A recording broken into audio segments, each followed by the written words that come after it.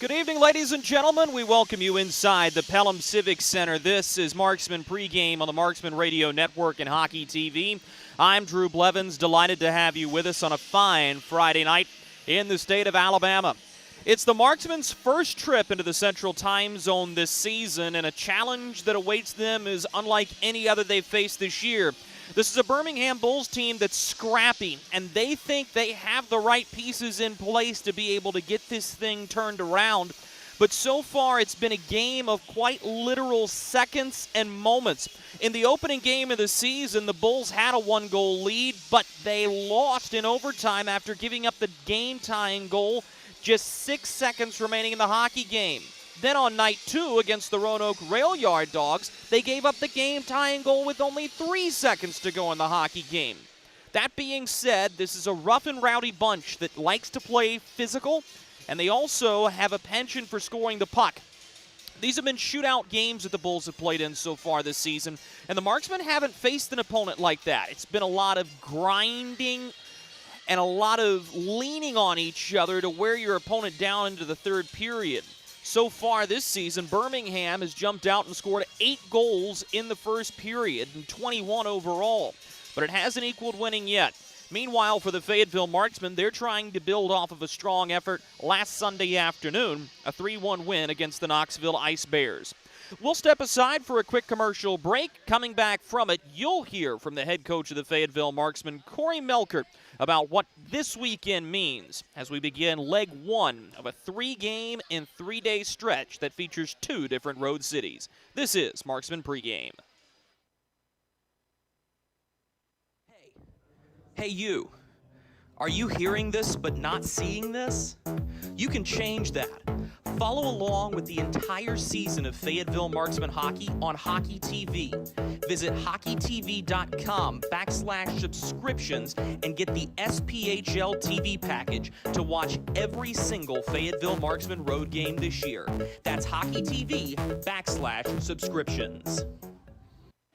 Welcome to Freddy's. How are you guys doing? Meetings. Lunch meetings all week, all salads. Bean salads. Quinoa salads. Heirloom salads. Frase salads. Sometimes a guy needs a Freddy's Original Double, Chicago Dog, and a Turtle Sundae. Make that 2, please. 3. Absolutely. If it's gonna be bad, it better be good. Being bad never tasted this good. Freddy's, the experience that puts a smile on your face and the taste that brings you back. Kelly, you need to unmute yourself. For some, it's just the sound of ice hitting heavy-duty plastic. But for us, it's the signal calling us back to the light. And to Greg's house, because he just got a new grill. Connecting to Hot Jams playlist. Welcome back, Bud Light legends. It's time to take summer by the coolers. Something big is coming. Something so big, it'll change the world of chicken sandwiches. Zaxby's new signature sandwich with Zax sauce or new spicy Zax sauce. Because the chicken sandwich war ain't over yet. The new signature sandwich. All the other little sandwiches can run along. We'll take it from here. Experience the thrill of being a Fayetteville Marksman season ticket holder and all the benefits that come along with it, including your same great seat for 28 or 14 home games, exclusive season ticket member events, and an opportunity to enjoy discounts on food and beverage and merchandise at the Crown Coliseum. Skate to marksmanhockey.com/season tickets to learn more. We welcome you back to Fayetteville Marksman pregame. Drew Blevins alongside the head coach of the Fayetteville Marksmen, Corey Melkert. Coach, last weekend you got challenged by a good Knoxville Ice Bears team. You got back on the right foot on Sunday. What was your overall assessment of last weekend? Yeah, I mean, I think it could have turned out a little differently if it wasn't for, one selfish play. But, a little adversity early in the year doesn't hurt anyone. So I was proud of the way we played Sunday, and hopefully we can carry that over into this weekend. And speaking of adversity, going through some this week as Tanner Frase and Shane Bednard were both placed on the 21-day injured reserve list. What are you losing when you lose 2 quality forwards like that? Yeah, I mean, you're losing a heartbeat of your team in Tanner and, arguably your number one center in Shane. So obviously tough losses, but, it's pro hockey and next man up mentality and, we'll be fine. Is there any type of game plan to be able to recuperate those losses in the points column, looking to make up for it in the aggregate? I'm not. That's kind of confused by that question, but we're just going to go out and try to work hard and hopefully come out with 5 or 6 points this weekend. I want to talk about your goaltending situation. Jason Polowski leads the league in goals against average. What has made him so special in this still young season? Yeah, I just think it's his competitiveness. He's a really good goalie. He competes every day, and I love it. He competes in practice, and he's just a really good person and a really good goalie. So I'm proud of him, and hopefully he keeps it going here. What's it like having to manage 2 former Division I goaltenders? Stefano Durante already has a win under his belt. Another guy who's made some quality saves and kept you in games. Is it difficult for a head coach to manage the goaltending position, or are you leaving it up to both of them? Yeah, I'm kind of leaving it up to both of them and how they play. I mean, it's hard not to distinguish Pillows as the number one guy right now, just with the way he's played. But when Steph's been in there, he's played really well too, and he'll be going tomorrow. So we're fortunate enough that we have 2 really good goalies. So it helps us out, obviously. On special teams, the power play trying to get back into high gear. I thought you had a good power play that ended up leading to a goal, even though it wasn't a special teams goal in Sunday's game. But what's the key to kind of unlocking the offense and being able to find a way to get the power play going? Yeah, to me, it's just a matter of not losing momentum. It's not really a thing if we score or we don't score. If they get out there, I just don't want them to lose momentum. I think it's getting there. Obviously, it's a work in progress, but we'll get there. This is a Birmingham team that's scrappy. They have 3 of the top 5 getters and penalty minutes over there on that roster. What's it like going up against the team that is going to be hard-nosed and tough playing in their building? Yeah, I mean, I think they, similar to Roanoke, I think they take on the personality of their coach and, they work hard, they compete, and, it's kind of big boy hockey. So, for us, we can't be afraid out there, and if we are, it's going to be a long weekend here. Key to winning tonight's game? Work hard. Coach, thanks so much for your time. Thanks. He's the head coach of the Fayetteville Marksmen, Corey Melkert. We'll be right back with more Marksmen pregame after these messages. This is Fayetteville Marksmen Hockey.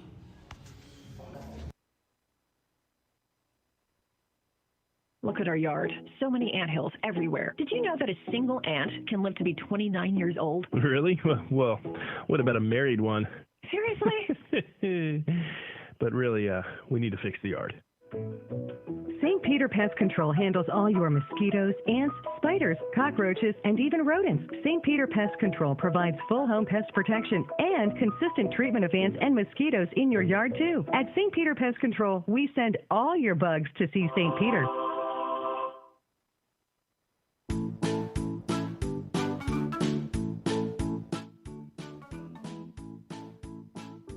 Marky? Carolina's Dentists offers the best in oral care and technology. Hope you're brushing twice a day like we discussed. And don't forget to make that 6-month appointment, okay? We'd like to keep those pretty white teeth looking good for you.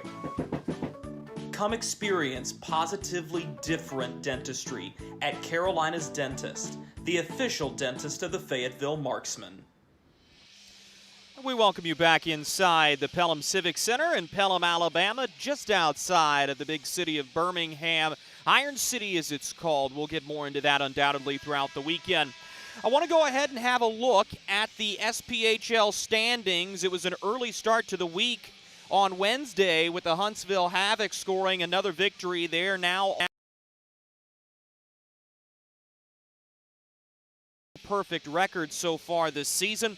Quad City not far behind them, but still chasing. Their 5 points in back of the Havoc as they are 6-1-1 with 13 standings points. Evansville having a nice season so far at 6-2-0. They're up to 12 standings points. Knoxville is at 5-2-1.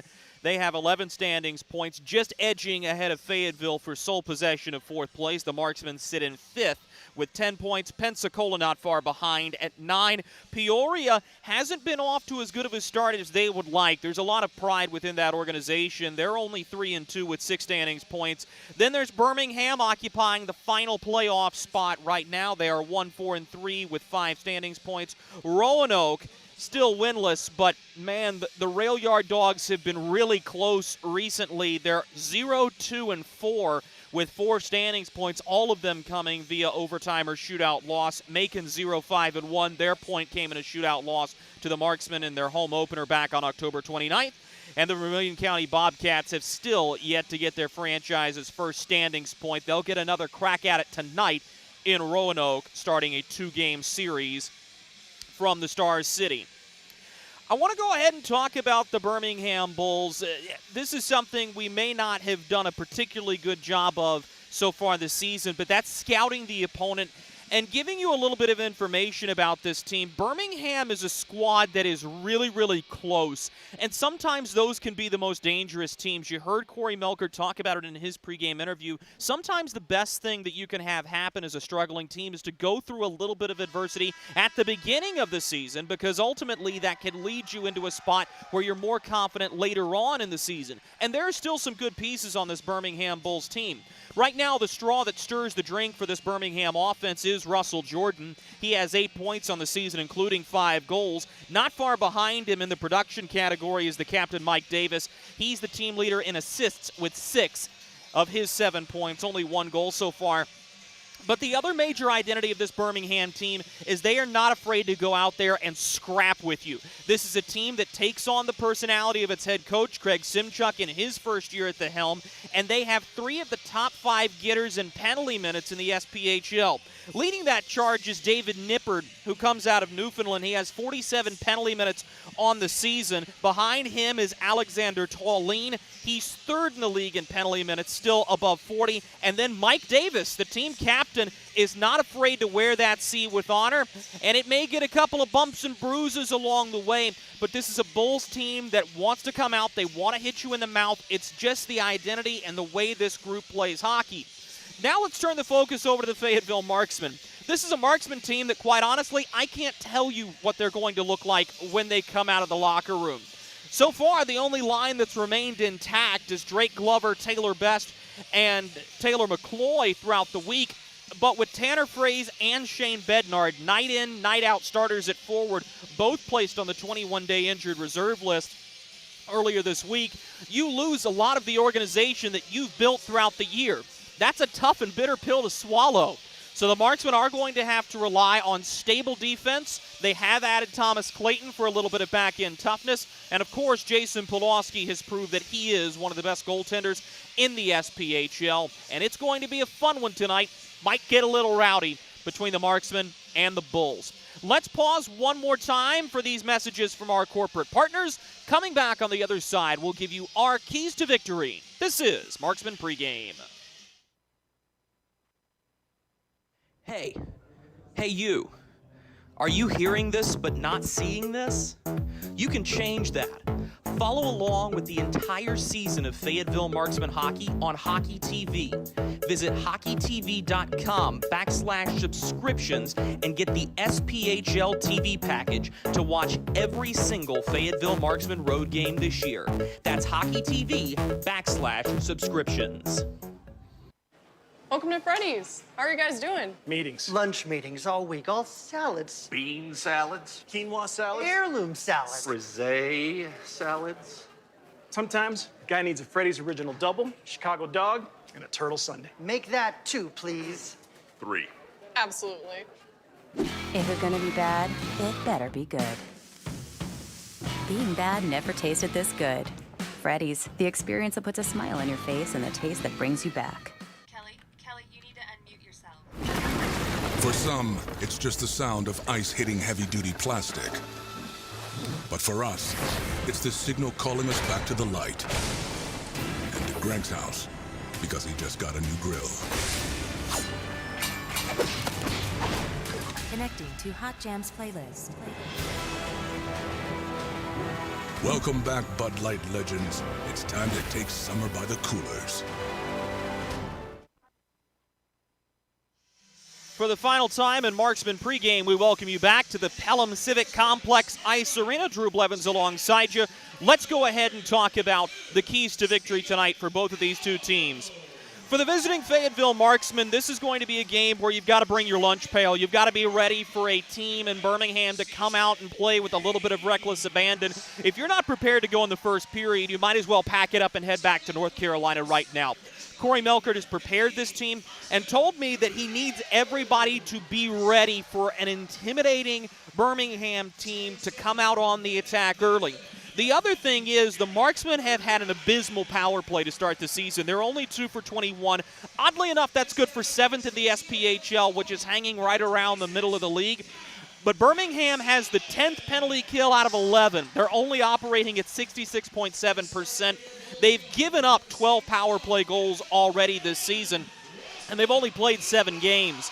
The Marksmen have to find a way to get that power play right tonight because you know that you're going to get opportunities on special teams.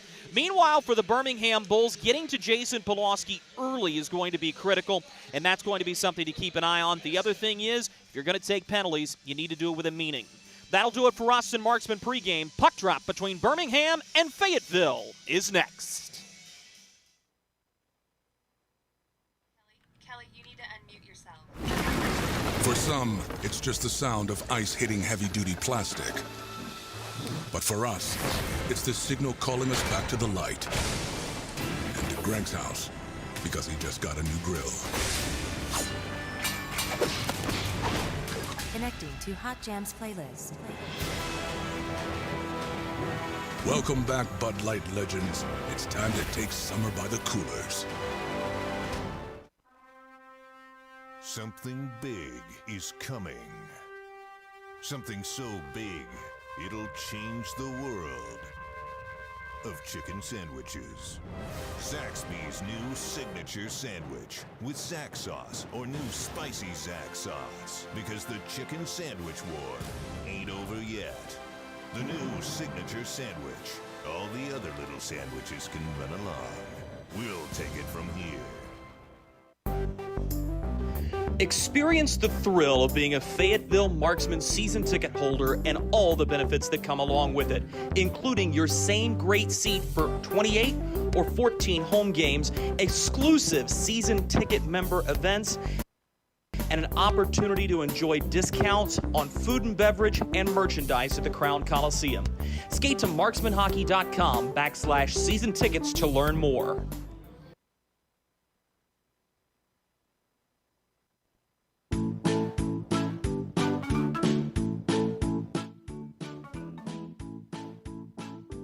Marky? Carolina's Dentist offers the best in oral care and technology. Hope you're brushing twice a day like we discussed. And don't forget to make that 6-month appointment, okay? We'd like to keep those pretty white teeth looking good for you. Come experience positively different dentistry at Carolina's Dentist, the official dentist of the Fayetteville Marksmen.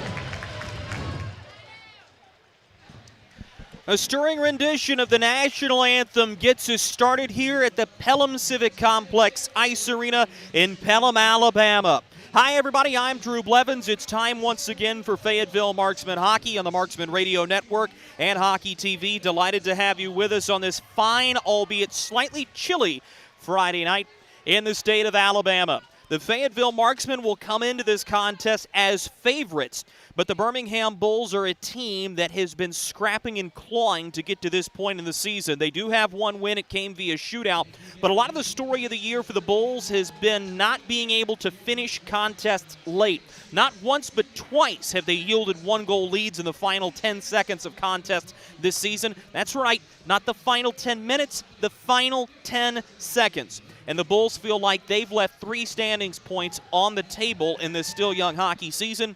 And if you look at where that would put them, it would catapult them from the 8th spot in the SPHL all the way up to the 6th spot in the SPHL. The Marksmen come out in their road white uniforms, black breezers, white socks, black numericals. Meanwhile, for Birmingham, they'll be in their home black uniforms, white numericals, black breezers, black socks. Sit back, relax, and enjoy this one from the Pelham Civic Complex Ice Arena in Pelham, Alabama.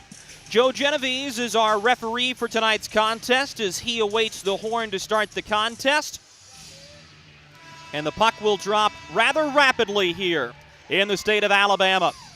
A little Marksman hockey after dark, as it's the first time this year Fayetteville has traversed into the Central Time Zone.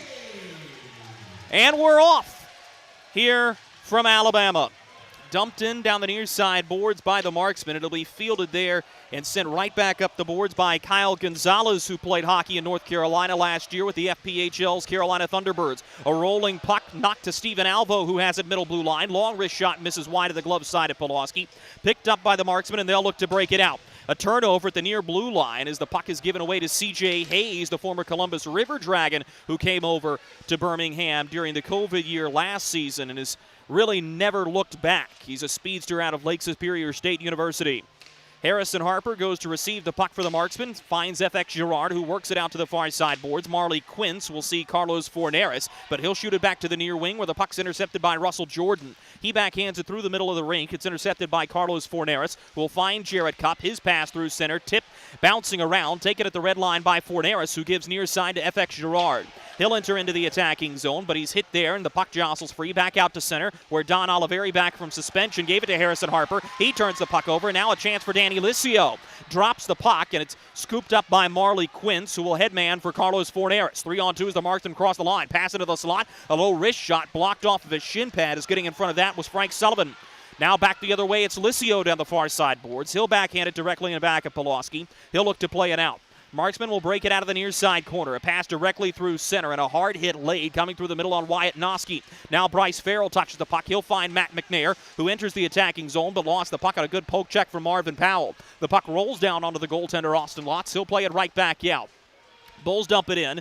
Kyle Gaspari, one of the linesmen, will wave icing as now the puck comes to the near side wing. Quick shot on by Yanni Rockos, kicked out with a stick by Jason Polowski. At the near blue line, the Bulls will send it in to the near side hash marks as Dave Nippard looks to dig it free. Finds Rockos in back the net. His pass to the center goes off the side of the goal, deflects free. Now Marvin Powell does a good job to hold the line. The Marksmen will get it out of the second opportunity. As a hard hit late at the near side boards by Rockos. This is going to give the Marksmen the game's first power play. Yanni Rockos played most of last season with the Port Huron Prowlers in the FPHL. He's going to take a boarding penalty here. And the fans here in Birmingham don't like it. It comes early in this contest, just 2:08 into the first period. Rockos will have a seat. We told you in Marksman pregame, this is going to be one of those where you're going to need to convert on the power play. The Marksmen on the St. Peter Pest Control power play this season are only 2 for 21. St. Peter Pest Control provides year-round pest control. Send all your bugs to see St. Peter. St. Peter Pest Control. And another delayed penalty directly off the draw. The Marksmen are going to go up 5-on-3 as we've got a holding call made by the referee, Joe Genovese. And we'll see who the guilty party is here. It's going to be Stephen Alvo. And the Marksmen are going to go up 5-on-3 for the next minute and 48 seconds.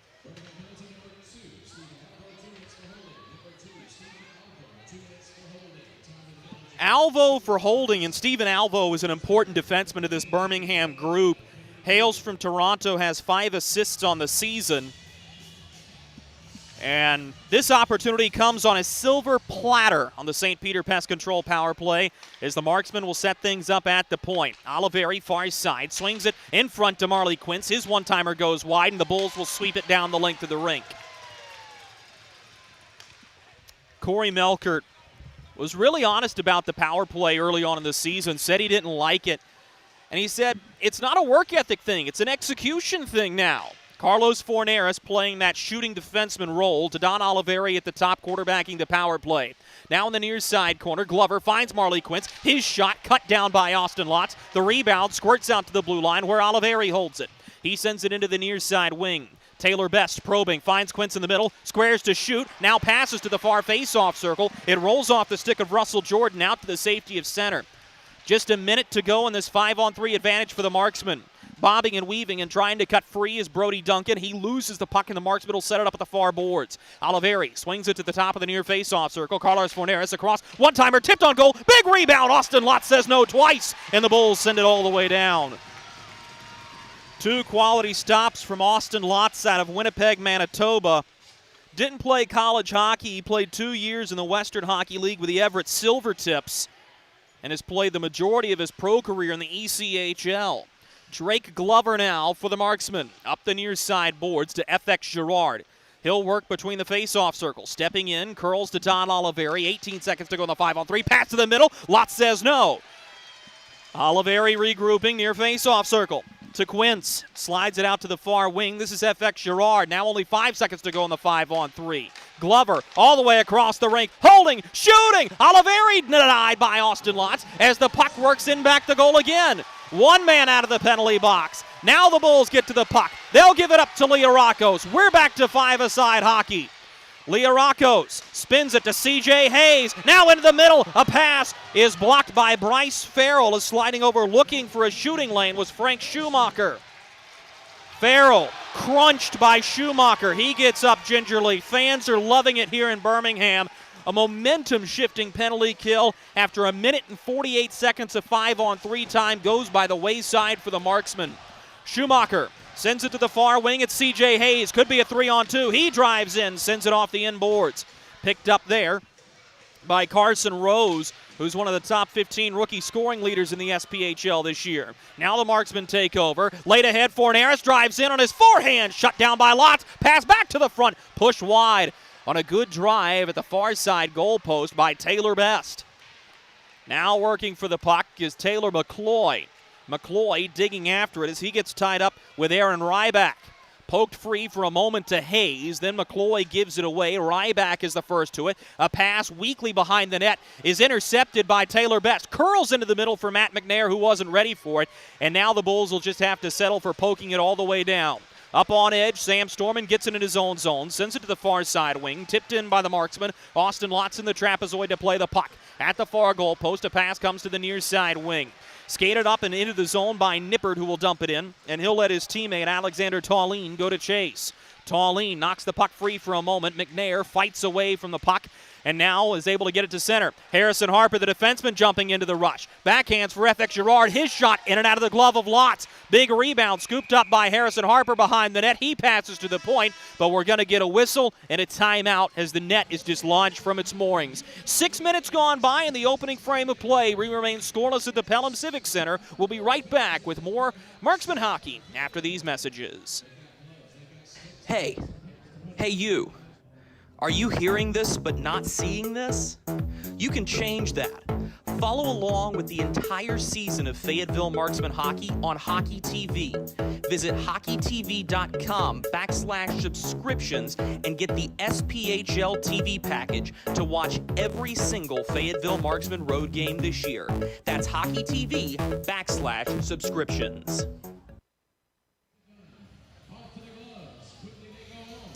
14 minutes to go in the first period. The Fayetteville Marksmen had a golden opportunity to take the lead early on in this hockey game. But a minute and 48 seconds of 5-on-3 time goes by the wayside on a solid penalty kill effort from one of the league's worst penalty kills statistically. You wouldn't know it by the way they played right there. But that's one that is going to upset head coach Corey Melkert as he stands prostrate up on the bench.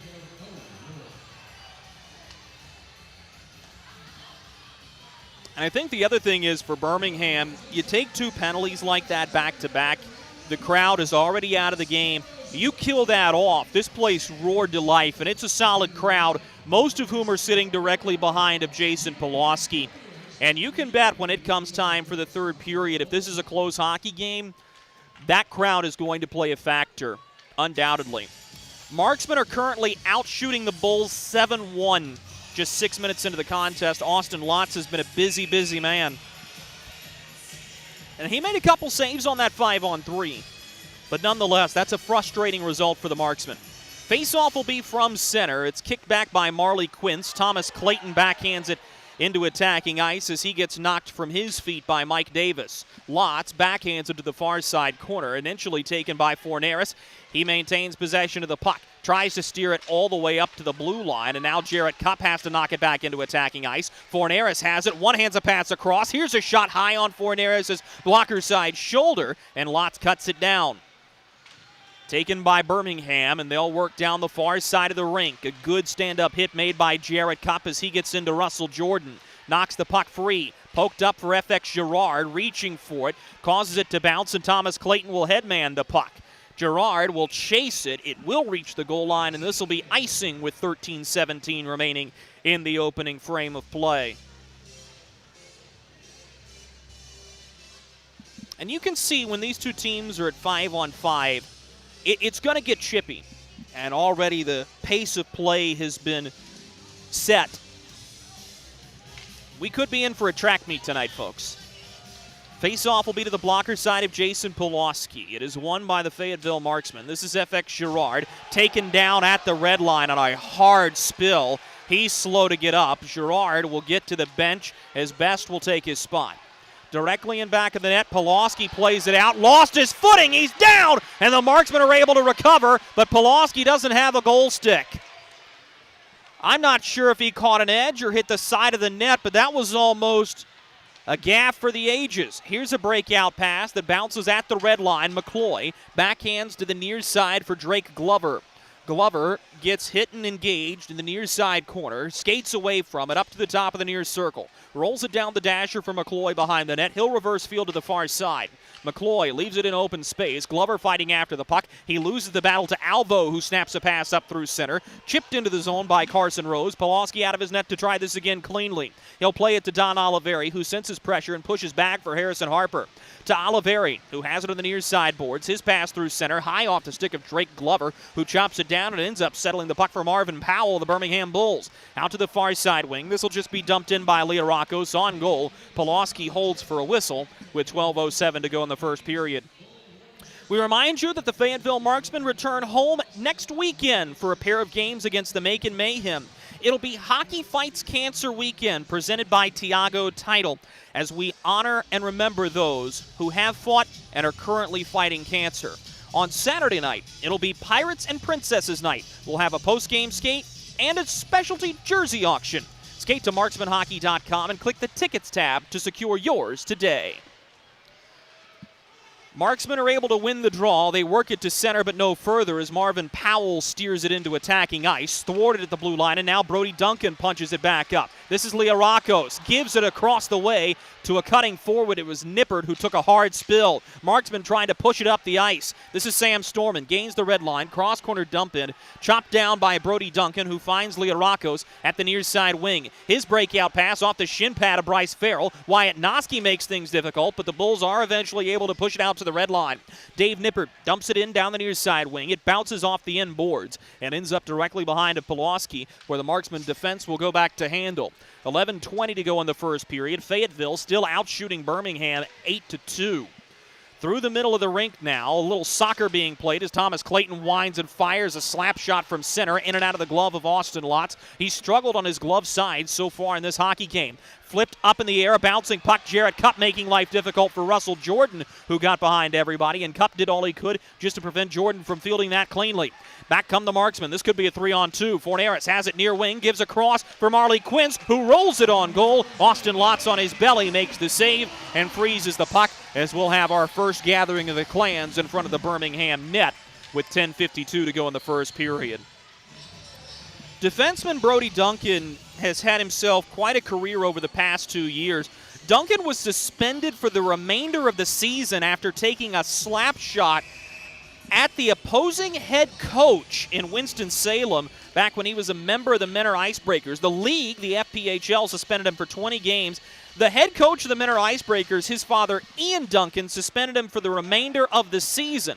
He then joined the Columbus River Dragons and finds himself here now. 2-on-1 for Birmingham. And off the side of the goal is a good drive by C.J. Hayes, oddly enough, also a former Columbus River Dragon. Was unable to get the puck into a meaningful scoring area. This is Don Oliveri for the Marksmen, who will send it up the near side wing. With speed, Taylor Best backhands it to Mccoy. He gives wide for Glover. His shot may have grazed the outside of the near goal post as he went back against the grain. Dumped in by the Marksmen. Best one-man pressure is now Stephen Alvo has the puck for Birmingham. Alvo sweeps it out to the far side of the rink. Stick handling is Hayes, and he'll backhand down the far side boards into the far corner. There to receive the puck is Ryback, but he's knocked off of it. And the Marksmen have it coming back the other way down the near wing. Taylor Best to the top of the near circle. He drives in, gets his shot off, kicked away by the far leg pad of Austin Lutz. And now the Bulls will rush it back up the ice. Could be a 3-on-2. Leo Rockos is behind everybody. His shot wide on the blocker side of Polowski. Now Bryce Farrell backhands up. He was looking for Carlos Forneris. It rolls up his stick and out of his possession. And now Leo Rockos has it. Bad change for the Marksmen. It does not matter as Birmingham is offside. 9:38 to go in the first period. We've got a good one brewing, but we remain scoreless between the Marksmen and the Bulls. Kelly, you need to unmute yourself. For some, it's just the sound of ice hitting heavy-duty plastic. But for us, it's the signal calling us back to the light. And to Greg's house, because he just got a new grill. Connecting to Hot Jams playlist. Welcome back, Bud Light legends. It's time to take summer by the coolers.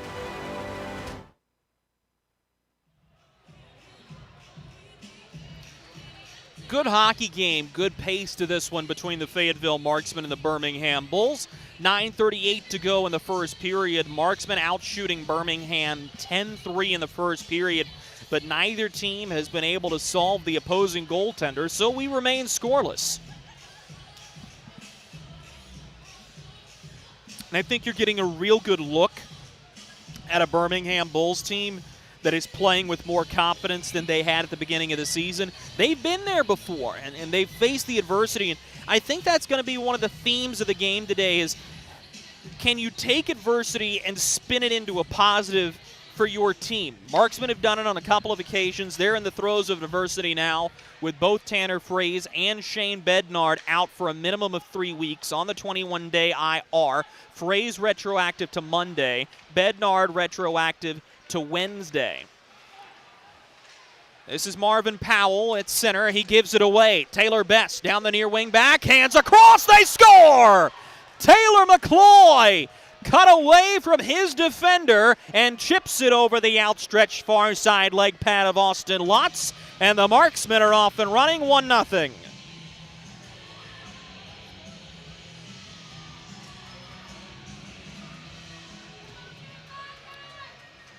Goal comes 10:44 into the first period. Those two played against each other in juniors. And you'll hear from Taylor Best during our first period intermission report.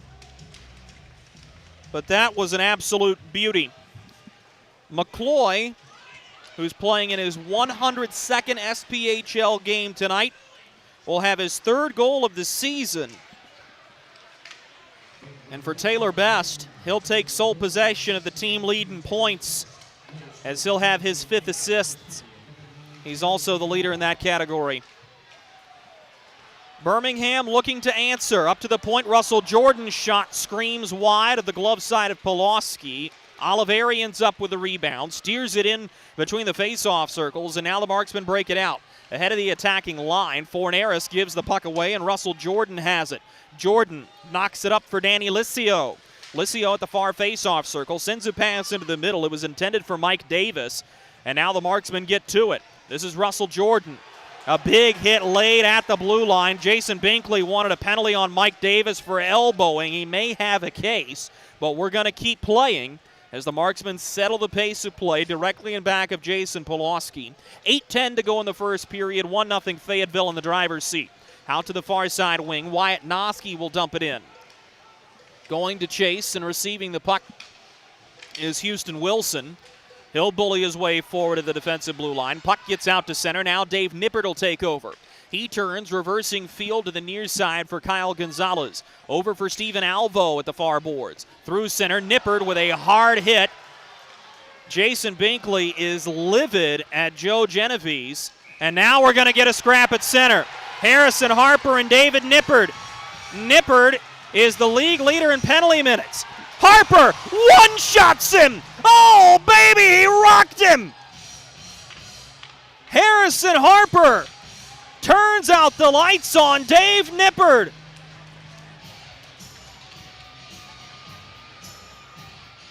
7:38 to go in the first period. Those two will sit 5 for fighting. There were 2 hits on that fight. Harrison Harper hitting Dave Nippert and Dave Nippert hitting the ice.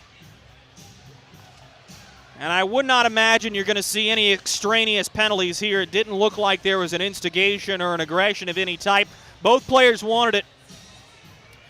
Dave Nippert is well respected by his teammates, and it's been that way wherever he's been in the FPHL and the SPHL. He's a guy who's going to stand up, and he'll drop the gloves with you. And when you're willing to drop them, you win some, you lose some, and Harrison Harper gave it to him.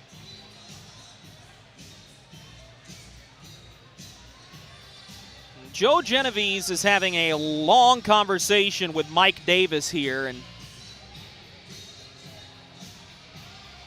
Harrison Harper and Dave Nippert are talking to each other through the penalty box with hand gestures. Oh boy, Mike Davis has just been given an unsportsmanlike. He'll have a seat. Joe Genovese put the hands on the hips, and Davis is going to have a seat after the conversation with the referee.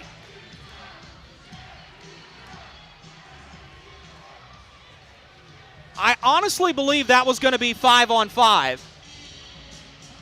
And now we've got to see, is that a game misconduct of 10 minutes, or is that going to be an unsportsmanlike conduct of 2? Russell Jordan has taken his turn to talk with the officials now, and what I thought was going to be a rather cut and dry 5 minutes for fighting on Harper and Dave Nippert has turned into a Birmingham Bulls party in the penalty box.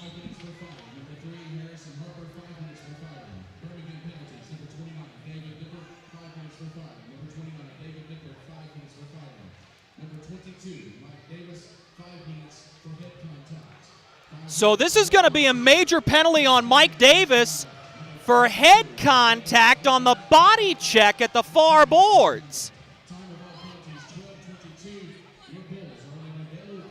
So this is going to be a major power play for the Marksmen, as Mike Davis was whistled for the hit that happened a good 5 seconds before the fight did.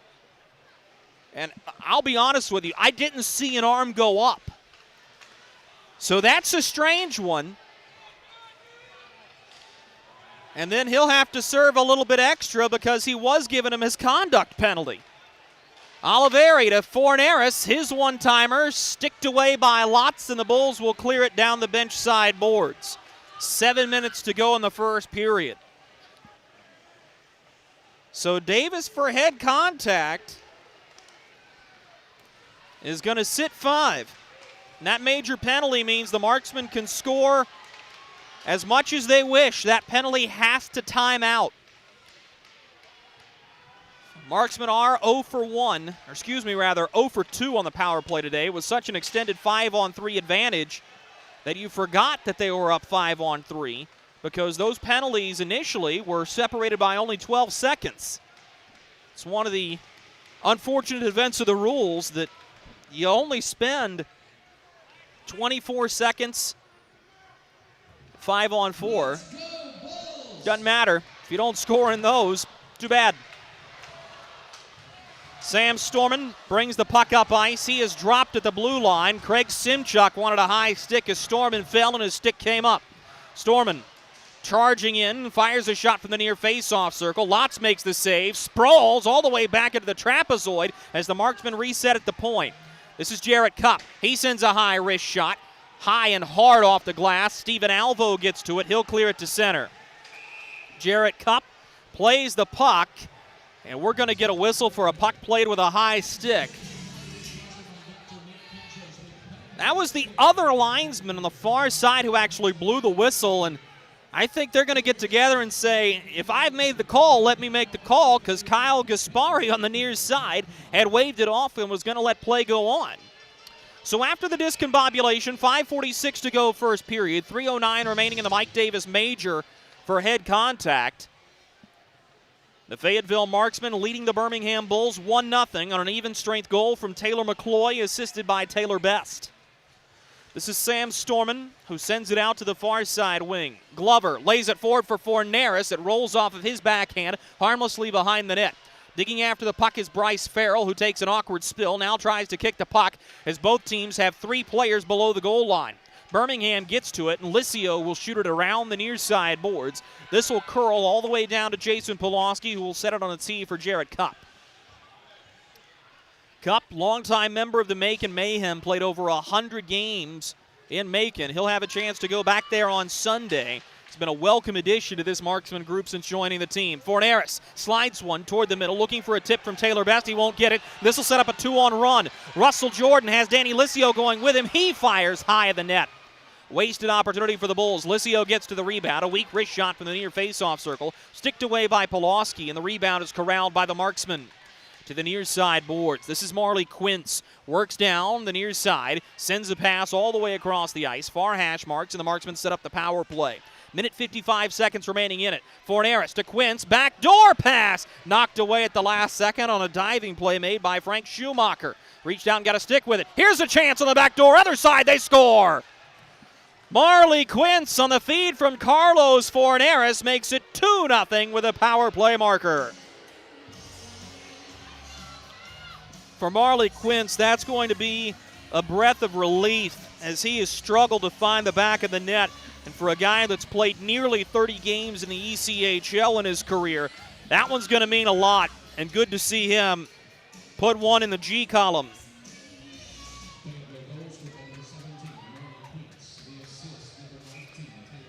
That goal will come 15:39 into the first period.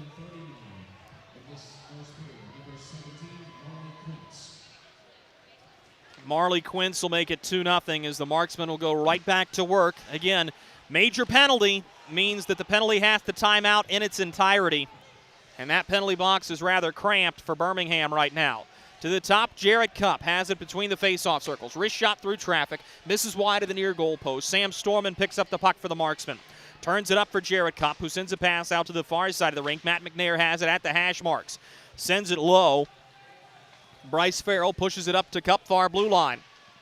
Sent ahead to Sam Storman, who is met with a stick check by Houston Wilson, and the puck comes back out to center.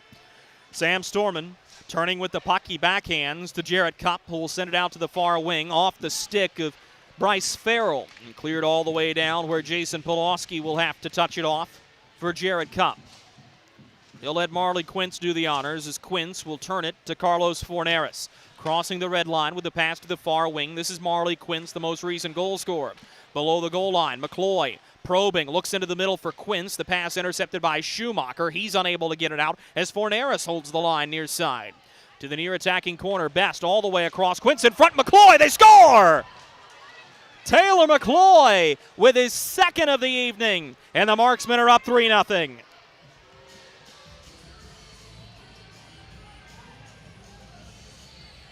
That'll be another power play marker for the Marksmen. Taylor Mccoy on a tear.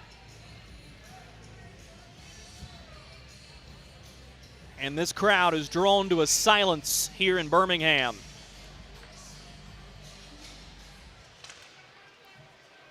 Another hallmark start for the Fayetteville Marksmen, and they have made Dave Nippert and Mike Davis pay dearly for their major penalties.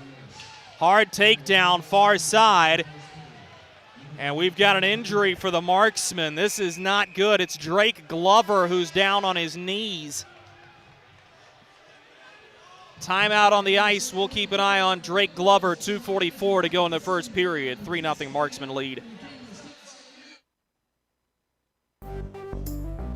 Experience the thrill of being a Fayetteville Marksmen season ticket holder and all the benefits that come along with it, including your same great seat for 28 or 14 home games, exclusive season ticket member events, and an opportunity to enjoy discounts on food and beverage and merchandise at the Crown Coliseum. Skate to marksmanhockey.com/season tickets to learn more.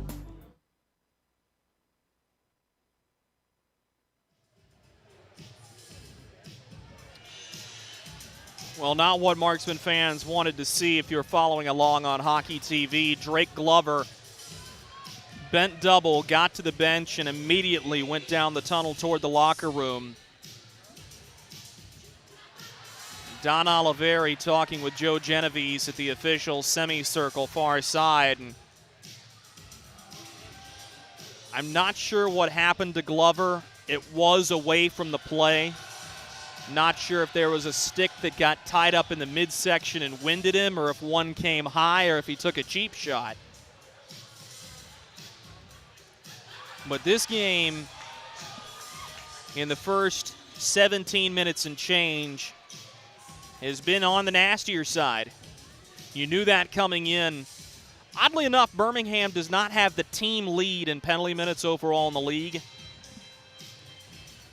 But when you have 3 of the top 5 penalty minute getters in the league, you know it's going to be tough. And 2 of them are in the box right now. Mike Davis and Dave Nippard. I'm in the fortunate position that I can read Don Oliveri's lips, and he just looked over at his coaching staff and said he didn't see it. So that would indicate to me that whatever happened was something that was outside the course of the rules, and the Marksman wanted a penalty, but referee Joe Genovese didn't have an eye on it, and apparently neither did his linesman. So the face-off will be in Marksman defensive ice. On the glove side of Jason Polowski, 2:44 to go in the first period. 3-0 Marksman lead, 3 goals on 15 shots for Fayetteville. A weak bid off the stick of Russell Jordan was partially blocked on the way through, and the Bulls are going to get credit for that as the major penalty has timed out. Serving that penalty was Alexander Tallene. He'll be out of the box and calling for the puck here as Davis will have to sit for the remainder of that misconduct penalty after jabber-jawing to the official. Marksmen have it 2-on-1 defensively down the far side of the boards. Dumped in, Austin Lotz has it on his stick, looks up, melts the puck. Mccoy with McNair and Noski will be the group to come out for the Marksmen. As we told you, Taylor McCloy played his 100th career SPHL game on Saturday in the 3-1 loss to the Knoxville Ice Bears. And ever since rejoining this team, it took him about a game and a half to get back underway. And now he's there. Dave Nippard and Harrison Harper released from the penalty box after their scrap. And a false start off the faceoff will send McNair out of the faceoff circle. McCloy will have to take the draw. McCloy wins it, perhaps a little too well, as it's taken by Carson Rose instead, who had it in space. Ahead for the speedster, C.J. Hayes. Tried to chip it into the zone. It goes off the body of Don Oliveri, and now to the far boards. Brought ahead by Wyatt Noski. He peels back and looks to the blue line. Will now spin it to the far hash marks. Below the goal line, Jarrett Cupp, the defenseman, all the way down there. Forces a turnover. Noski's shot into the glove of Austin Lotz, who will hang on with 106 seconds to go in the first period. Really excited for you guys to hear this interview with Taylor Best coming up at the first period intermission break. Best is turned into one of the best rookies in the SPHL. Came into the game tied with Matt McNair for 4th in points among rookies. And possession of 4th place with his assist on the first Taylor McCloy goal. Played down low by Best. It's intercepted and pushed to the far side, driving the net. Here's an opportunity for Rose's shot. Blocked. And that stings Taylor Best. Best is still down on his knees, struggling to get up. And it looks like he took that one right on the top of the knee. Whistle blows as Best will get back over to the bench, clearly in pain. Trainer Kyle Sherrill helping him, and that was a certified stinger right off the top of the knee. Taylor Best is going to go down the tunnel with some help from FX Girard and trainer Kyle Sherrill. And just in looking up and down, I've not seen Drake Glover back on the bench. He just popped his head up, so that is a good sign for the Marksmen. Into the middle, Mccoy moves it up as Jarrett Cupp got into Alexander Tallien far side boards. Yanni Rockos will headman the puck. This is Nippert all the way across toward Tallien. Farrell will finish Nippert into his own bench. Rockos waits at the blue line. Everybody's onside. Tallien shot sticked away by Polowski on an off angle from the far corner. Picked up by Yanni Rockos near side. His bid to the middle, nobody home. Curled in front, a rolling puck sticked out by Polowski. And the Marksmen clear the rebound. Foot race for it. Fornaris all over Brody Duncan, who beats him by a half step. He fires to the far side wing. Tallien lays it forward. Rockos had it but wasn't expecting it. Rolled back in front. Here's a chance. Tallien shot. Kicked out by Jason Polowski. The rebound scooped up by the Marksmen. 20 seconds to go in the first period. Glover plays it ahead for Marley Quince. He's got a man in front, driven in front, as looking for his third was Mccoy. Bouncing around, now taken by Glover. His bid goes high. 5 seconds to go in the period. Glover poking after the puck, and the Birmingham Bulls are grateful to hear the first period horn blow as they nearly gave up another one late. Through 20 minutes of regulation hockey, the Fayetteville Marksmen lead the Birmingham Bulls 3-0. Shots on goal that period, 16 for the Fayetteville Marksmen, a single period high for Fayetteville this season, and for the Birmingham Bulls, 6. A lot to recap after 20 minutes of action. We'll do our best to tell you the story of what happened in the first period after these messages. This is Marksman Hockey. Hey you. Are you hearing this but not seeing this? You can change that. Follow along with the entire season of Fayetteville Marksmen hockey on Hockey TV. Visit hockeytv.com/subscriptions and get the SPHL TV package to watch every single Fayetteville Marksmen road game this year.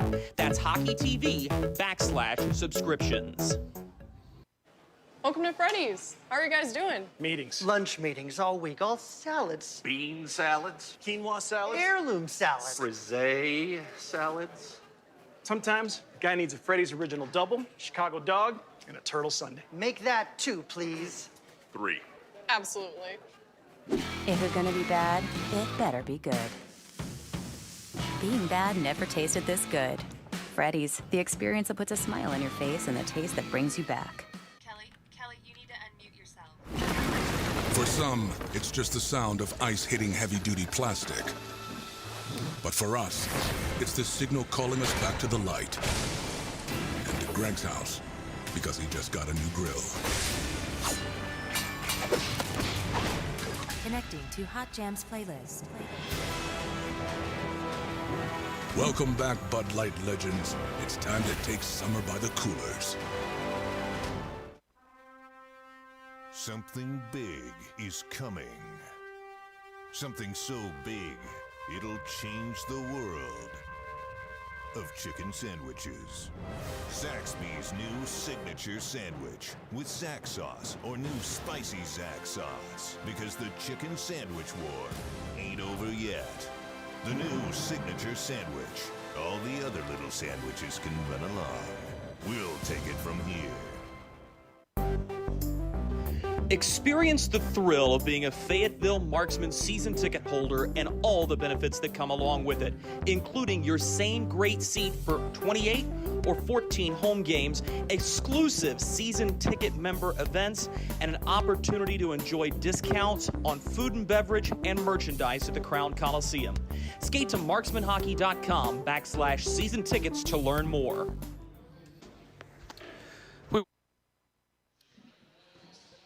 Welcome back to the Pelham Civic Center. Drew Blevins with you. First period intermission. The Fayetteville Marksmen leading the Birmingham Bulls 3-0 in a wild first period that started quickly and started rather poorly, to be quite frankly with you. for the Fayetteville Marksmen. They had 1 minute and 48 seconds of 5-on-3 power play time, but were unable to convert on 3 shots. And that injected the crowd into this game. Much to Birmingham's credit, they faced early adversity. They were able to dig out of it. But then ultimately, it was just a little too much pressure by the Fayetteville Marksmen. 10:44 into the first period. Taylor Mccoy scores his first of 2 in the period, assisted by Taylor Best. Best moves into sole possession of 4th place among rookie scorers in the SPHL. Mccoy would add another one 17 minutes into the period.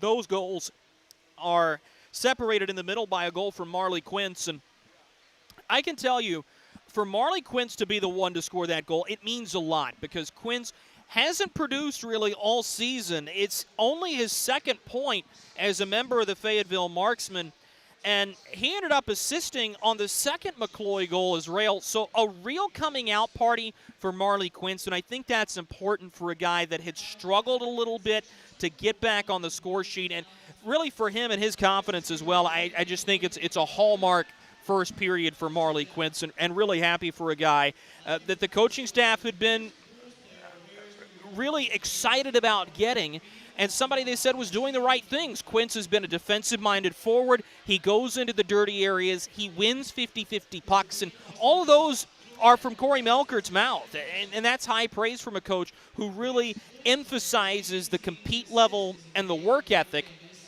And it goes a long way for Marley Quince to have 2 points. Now let's get to the fun stuff. Yanni Rockos and Stephen Alvo take penalties separated by 12 seconds. That was the 5-on-3 we told you about. Oh, yeah, both of those penalties came before we got 3 minutes into the contest, so really kind of a wacky time to take back-to-back penalties. It's really, really rare that you see a 5-on-3 before you get in to the meat of a contest. And then you get Dave Nippert dropping the gloves with Harrison Harper. Harper hasn't fought all year. He may not have to fight all year again, because after Dave Nippert got situated, Harrison Harper, I think, kind of let him. He baited him a little bit and got the jersey right, got the shoulder right. Harrison Harper does everything in his life with a smile on his face, and it would not surprise me if he was egging him on and going, all right, which shoulder, you ready, okay, here we go. And it was 2 hits. Harrison Harper hitting Dave Nippert and Dave Nippert hitting the ice. And that was the end of that fight. That was precipitated by a hit that happened about 5 seconds earlier on the far side boards at the Birmingham attacking blue line. Mike Davis was giving a 5-minute major penalty for head contact. Not boarding, head contact, according to Joe Genovese here inside the building, the referee for tonight's game. Davis would then argue the call. He would then be given a game misconduct penalty. That's a 10-minute penalty. So Alexander Tallene had to serve the major. Davis will have to sit for the entirety of that misconduct penalty. And then you have the 2 combatants, Harrison Harper and Dave Nippert, in the penalty box, 5 for fighting. So Davis will actually still have a small amount of carryover time to serve on the misconduct penalty for arguing with the referee. But that's where we stand through 20 minutes. And it's one of those things, in one hand, if you blinked, you missed it. And in the other, I thought the Marksmen did a really nice job of playing a full 20-minute period. Would have liked a better start, would have liked to have found a way to score on that 5-on-3 man advantage, but they do have 2 power play goals from Marley Quince and Taylor Mccoy. Let's pause. Back on the other side of this break, you'll hear from Taylor Best, who we caught up with before tonight's contest. This is Marksman Hockey. Baby, we have spiders on every corner outside our house. Okay, I'll call someone to take care of it. Baby, we have fire ants all over the yard. All righty, I'll call someone else to take care of that. Baby, these mosquitoes, you have got to go. Here we go again. One call to St. Peter Pest Control provides all these services. Total pest protection for one low monthly payment. At St. Peter Pest Control, we send all your bugs to see St. Peter.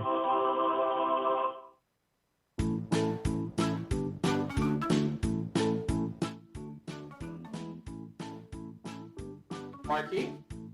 Carolina's Dentists offers the best in oral care and technology. Hope you're brushing twice a day like we discussed. And don't forget to make that 6-month appointment, okay? We'd like to keep those pretty white teeth looking good for you. Come experience positively different dentistry at Carolina's Dentist, the official dentist of the Fayetteville Marksmen.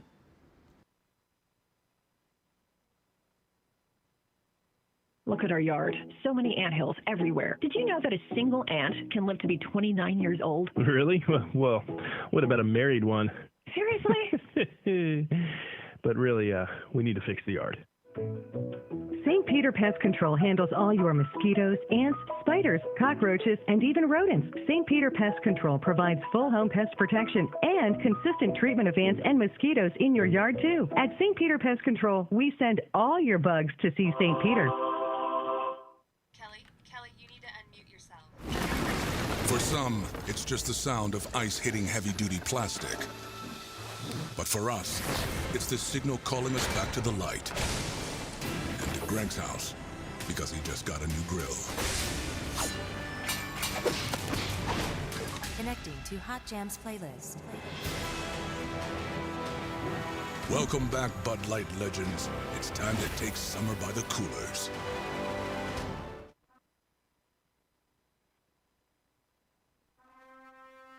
Something big is coming. Something so big, it'll change the world of chicken sandwiches. Zaxby's new signature sandwich with Zax sauce or new spicy Zax sauce. Because the chicken sandwich war ain't over yet. The new signature sandwich. All the other little sandwiches can run along. We'll take it from here. Experience the thrill of being a Fayetteville Marksmen season ticket holder and all the benefits that come along with it, including your same great seat for 28 or 14 home games, exclusive season ticket member events, and an opportunity to enjoy discounts on food and beverage and merchandise at the Crown Coliseum. Skate to marksmanhockey.com/season tickets to learn more. We welcome you back to Fayetteville Marksmen pregame. Drew Blevins alongside the head coach of the Fayetteville. Drew Blevins alongside forward Taylor Best. Taylor, it seems like you're really starting to come into your own at this point in the season. You had a 4-game point streak that was snapped over the weekend. What's been the key to starting off so quickly here in your rookie season? I think just no expectations, just coming in. Very grateful, happy to be able to play again, have a home. And kind of as things unfolded, it's been what it's been. You know, I've just been trying to work hard, put my right foot forward, and whatever happens, happens. If the points come, great. If not, great. As long as the wins are coming, we're happy. It's been a line that you're playing on that's been very complimentary of your play, so I'll turn the question over to you. How much fun has it been to play with those two guys so far this season? Well, Mccoy I actually used to battle against in junior. God, about 8 years ago, when he played for the Aurora Tigers. So I knew his tendencies because he used to match up against him quite a bit. But smart player. And then, you know what I think the best part about this team is we've had guys bump in and out between lines. All 3 lines are going at all times. So I'm honestly just happy to be back playing, and who it's with, I'm not too worried about. But yeah, the chemistry seems to be working so far with those guys. Taylor had told me last weekend that he was really impressed with your vision. Is the game kind of slowing down for you to be able to thread the needle with some of those passes, or what has been the key to being able to find ways to get the puck to your line mates, especially in the attacking zone? Well, I think honestly it starts a little bit off the ice with guys like Taylor who have the confidence in me to make the plays, right? And he expects and knows I'm going to be looking for him. So it's nice to have guys on the team that respect you as a player and see what you have to offer and are excited about it. So I think just honestly, I don't know if the game's slowing. I think just I'm starting to get a little bit of my step back, my swagger back a little bit. Trying to feel the pucks as much as I can, get my reps in. It's a long 2.5 years without playing, so I'm just happy to be here. You're one of the handful of guys who played D1 hockey at Mercyhurst University. I want to ask you, what's been the biggest difference you've seen between playing the NCAA D1 collegiate game and playing here in the SPHL? I think just puck management and control.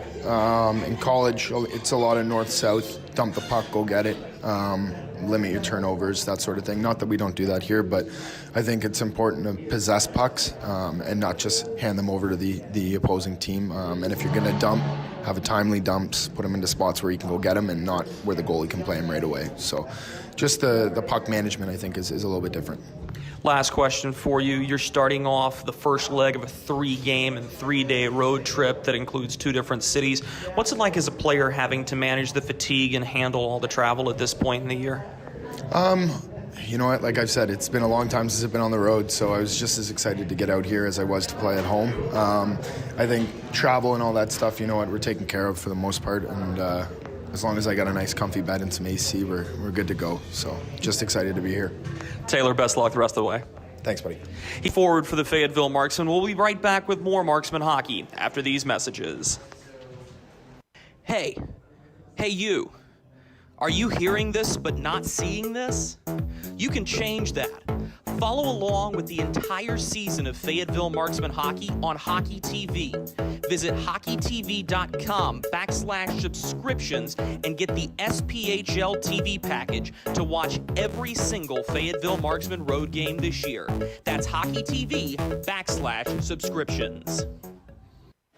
Welcome to Freddy's. How are you guys doing? Meetings. Lunch meetings all week, all salads. Bean salads. Quinoa salads. Heirloom salads. Frase salads. Sometimes a guy needs a Freddy's Original Double, Chicago Dog, and a Turtle Sundae. Make that 2, please. 3. Absolutely. If you're gonna be bad, it better be good. Being bad never tasted this good. Freddy's, the experience that puts a smile on your face and the taste that brings you back. Kelly, you need to unmute yourself. For some, it's just the sound of ice hitting heavy-duty plastic. But for us, it's the signal calling us back to the light. And to Greg's house, because he just got a new grill. Connecting to Hot Jams playlist. Welcome back, Bud Light legends. It's time to take summer by the coolers.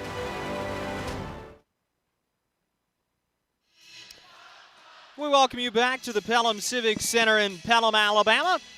Fayetteville Marksmen leading the Birmingham Bulls 3-0 through 20 minutes of play. Let's go ahead and have a look around the league at what's going on. Interesting spot to be in. Most of the time on a Friday, you're kind of looking forward to games at the end of the first period if you're in the Eastern time zone. Here we have the luxury of being one of the last games to go off. In fact, the last game to go off tonight, so we can tell you what's going on around the league. The Roanoke Rail Yard Dogs are looking like they're going to have their first win of the season. They're up 6-3 on the Vermilion County Bobcats from the Star City. 2 minutes to go in the third period. And that one, at the end of the second period, Knoxville won, Evansville won in a good game after Carter Colthorpe was called up to the ECHL South Carolina Stingrays earlier today. Huntsville trying to make it a perfect 10-0 start. They lead Pensacola at the Von Braun Center 2-0, and then all the way out at the Tax Slayer Center in Moline, Illinois, Quad City has knotted up 2-2 with Peoria as they approach the halfway point of that game.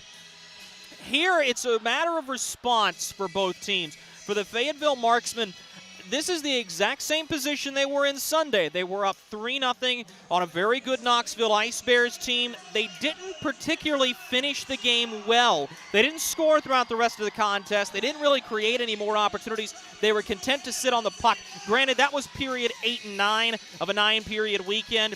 Here, things are a little bit different. You're going into period number 2 of a 9-game weekend.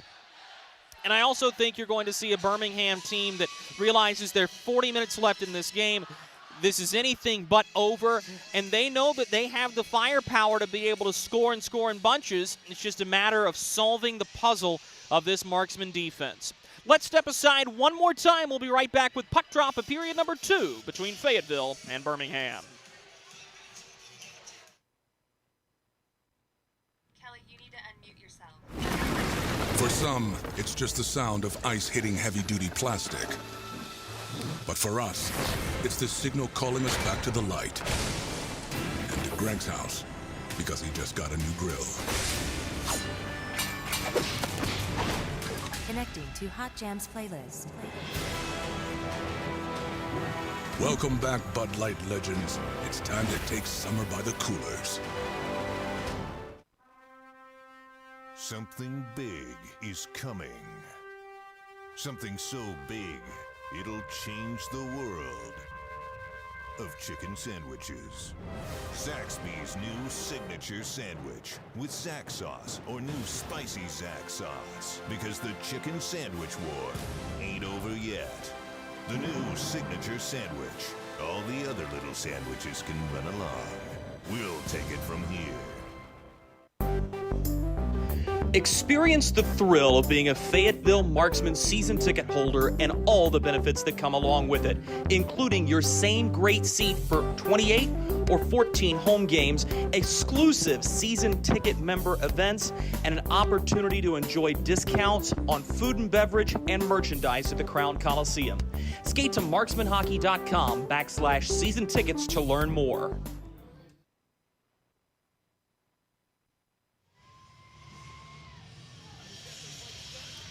We welcome you back to Pelham, Alabama.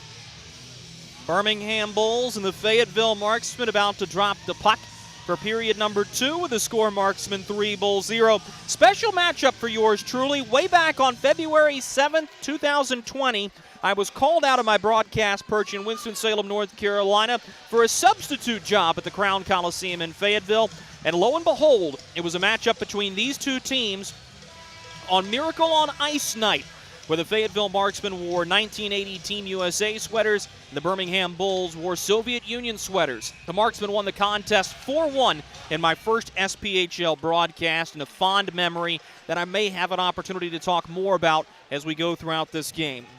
Puck is dropped, and away we go. The Marksmen outshooting the Bulls 16-6 in that opening frame of play, and as you can imagine, it's not really a surprise that this team is up 3-0 when you have a shot margin like that.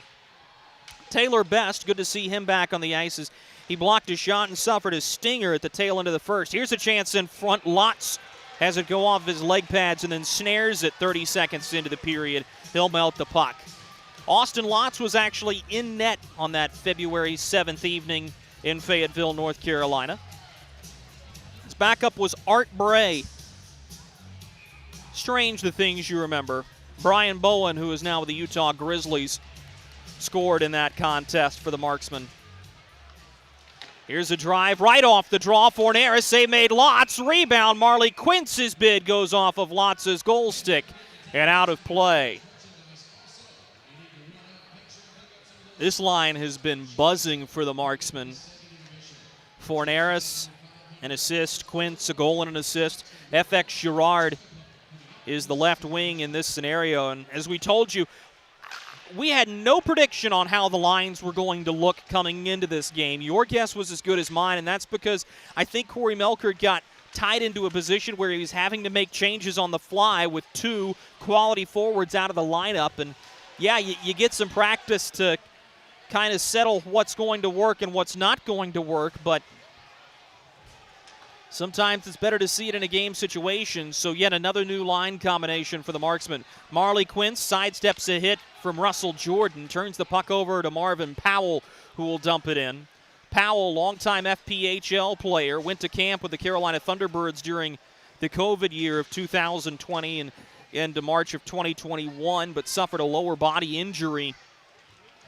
Best remembered for his time with the Watertown Wolves. Given out to the far wing. Here's a wrist shot by Farrell, kicked out by Bray. The rebound, shot to the near side boards. Marley Quince gives it into the middle. Alexis Girard's bid, cut down by Russell Jordan. Bulls struggling to get it out. Now they do. A bouncing puck at the red line is taken by Girard, who will punch to Don Oliveri. He'll give back into the middle. Tauline has to push back for Marvin Powell. He looks up ice to Nippert. Dumps it in where Yanni Rockos will chase behind the net. Has some help from Tauline. Turns the puck over, though, and Bryce Farrell will take it for the Marksmen. Farrell lined up by Nippert. He jumped into the hit. No penalty from behind. Nippert left his feet. Here's a turnover in a slot. Given away. Good stop by Lotz as he just poked the puck free with his goal stick. Tauline drops it back. So he'll have to play defense as the Marksmen settle the puck in their own zone. This is Zach Boyle. Gives the puck away to Ryback. This could be a 3-on-1 the other way. Tall lean. Gives to Leah Rockos. A backhander. They score! Yanni Leah makes the Marksmen pay for the turnover at their blue line. And the Birmingham Bulls are right back in it. A 2-goal hockey game now.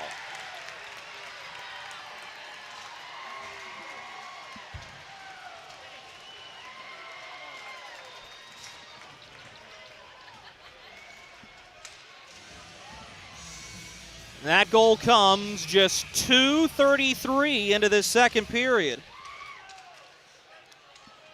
Yanni Leah will have his third goal of the season for Birmingham on an assist from Alex Tallien. Now a chance for Carson Rose, but his backhander goes wide of the far goal post. We'll see if this renews some Birmingham energy. And we've seen the Marksmen jump out. They did so all of last weekend. And Knoxville came back. It took them deep into the third period to do so, but they did. This is what we talk about, that full 60-minute effort needed as Stephen Alvo's shot rolls up his stick and out of play. 16:56 to go in this period.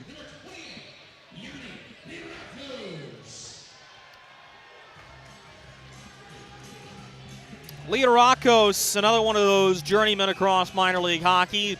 Spent time with the Watertown Wolves, the Columbus River Dragons, and then ultimately finds himself here in Birmingham.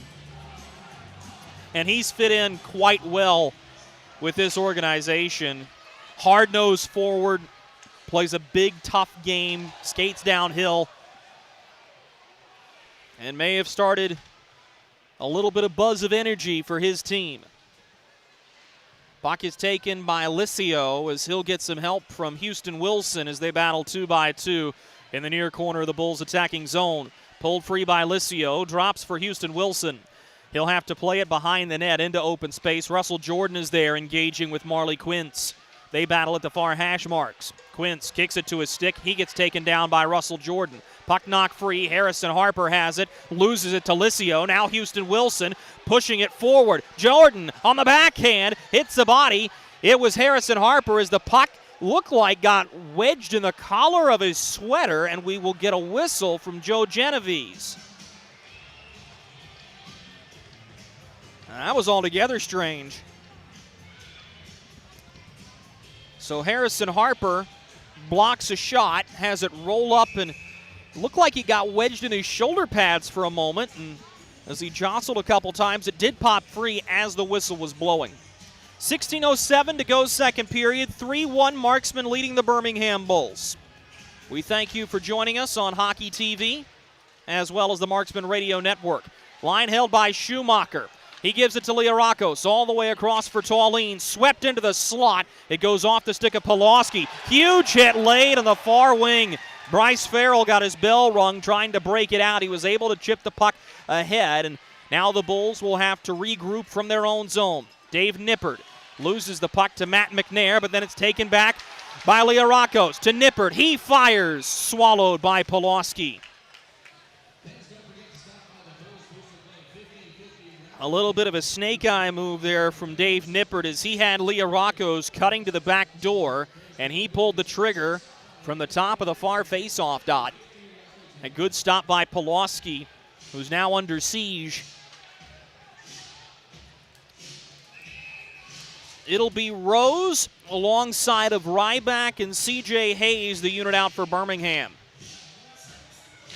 Face-off is won eventually by the Bulls as Ryback steers it to the point.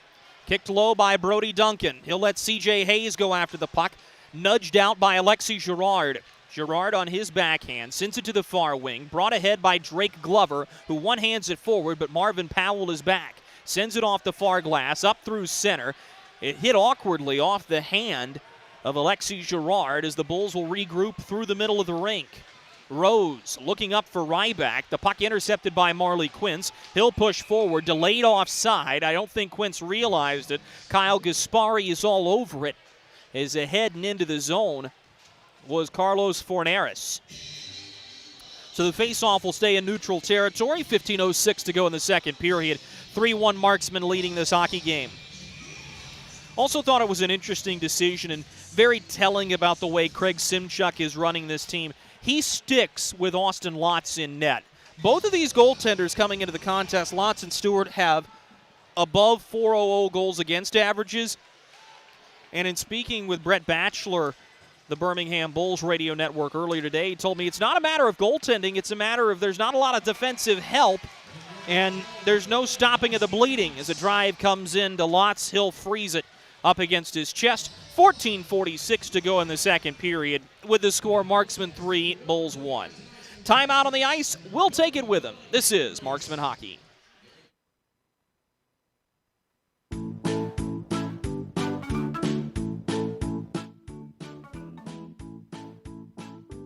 Marky? Carolina's Dentist offers the best in oral care and technology.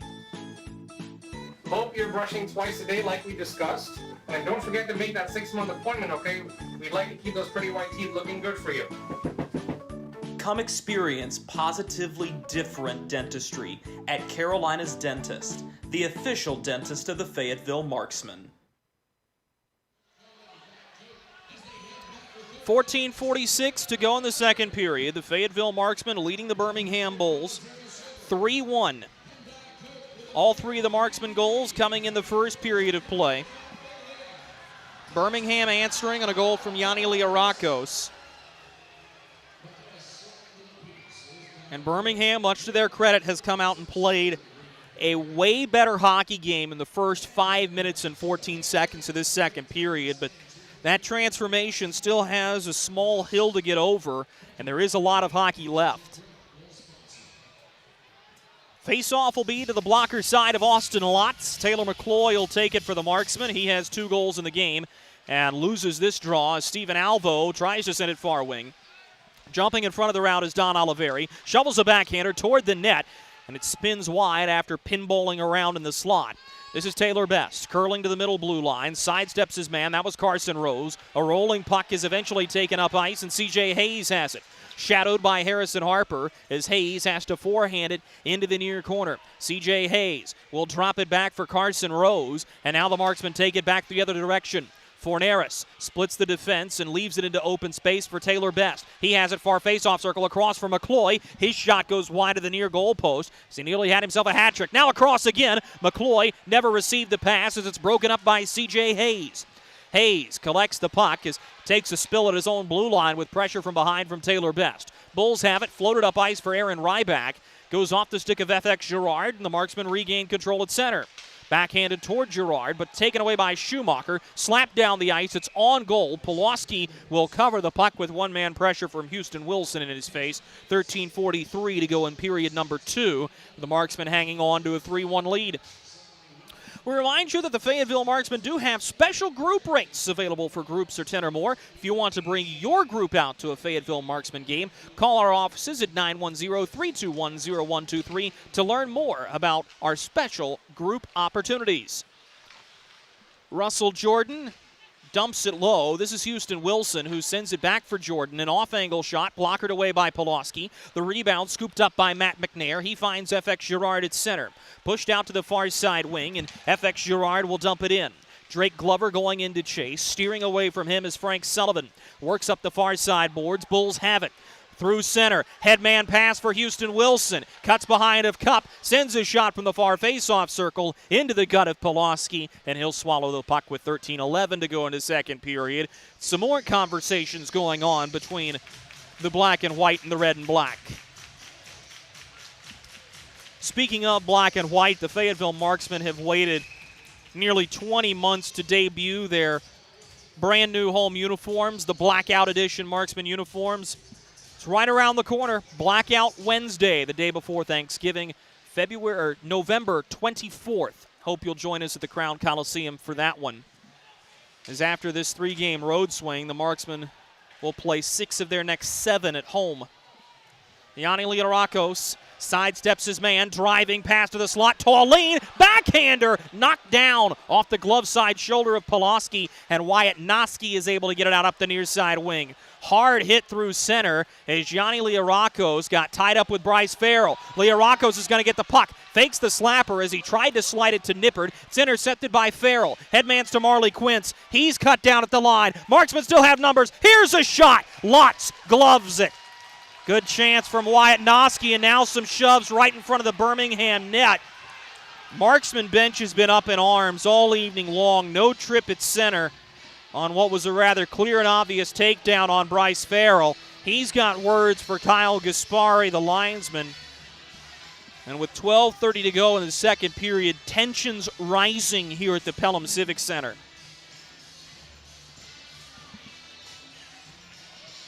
These two teams face off against each other 7 times this season. The first 5 meetings come right here in Alabama. It's a face-off that is won by the Bulls. Alvo turns it over. Wrap chance for the Marksmen. Back in front. They score! A charge out in front off the turnover, and the Marksmen get the goal back. It's 4-1. If that's Taylor Mccoy's goal, it's a hat trick for number 9. But once again, it's the two Taylors and whoever the other wing is. In this case, it's Carlos Forneris. We'll wait for the official score announcement. Behind the net, Jarrett Cupp will give to Don Oliveri. Oliveri hanging on to the puck. He'll stick handle around his man. Here come the Marksmen. Given to the near wing, Forneris. Sidesteps his man. Passes up to the point. Slap shot. Here it comes, just wide. Forneris stops it in front. Takedown at the goal crease. Fans love it. Lotz makes the save as Mccoy got manhandled in front of the net. Russell Jordan gives it to the far side. Here's the chance of the breakaway. Jason Polowski! A huge stop in on Mike Davis, the team captain, who was unable to lift it over Polowski. It stays 4-1.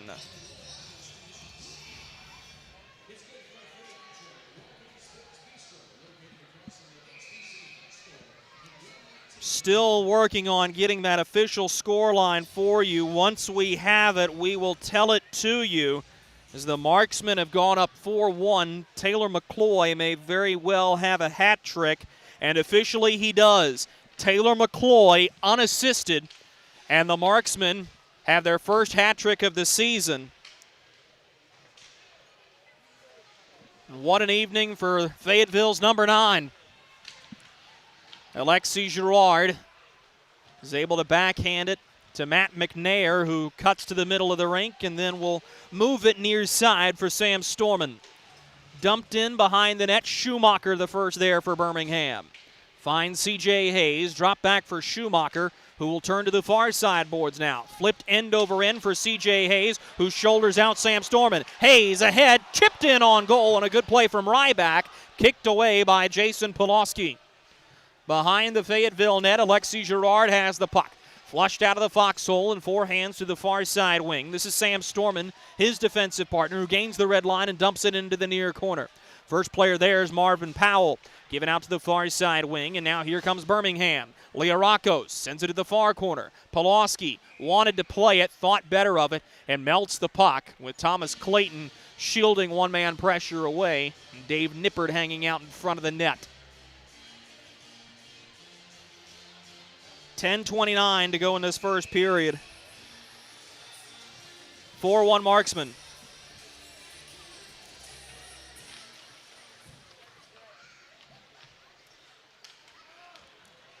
Fayetteville wins the draw. Mccoy forehands it ahead with Wyatt Noski chasing. The Bulls are able to send it back to center, and the Marksmen have to touch and dump it back in.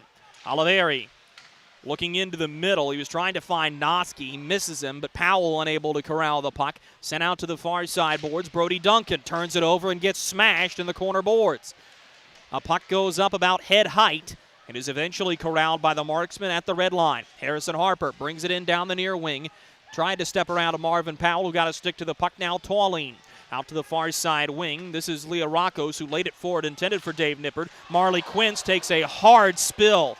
Quince slow to get up, and I think the shock of the fall was what got him, as he saw two skates go right over his head. Quince settles as all 5 marksmen come into the defensive zone for the breakout. Marley Quince takes it right up Broadway, shovels a backhand pass ahead of the blue line with Thomas Clayton forward. Delayed offside will allow Birmingham to take the puck. Slid into the zone by Davis. This is Licio. Pushed away from the puck by Don Oliveri. Now Harrison Harper sends it across the far boards. Thomas Clayton onto it for the marksman. Clayton pushes it up ice. It'll be stopped by Alvo, who sends it near side for Licio. Off of his backhand and directly behind the goal. Davis puts it on its eve for Alvo, who winds and fires a shot that was blocked by Marley Quince. Marksmen are able to get the puck out of the zone. Thomas Clayton lays it forward. He's knocked from his feet by Russell Jordan, and he'll give him a little slash in retaliation.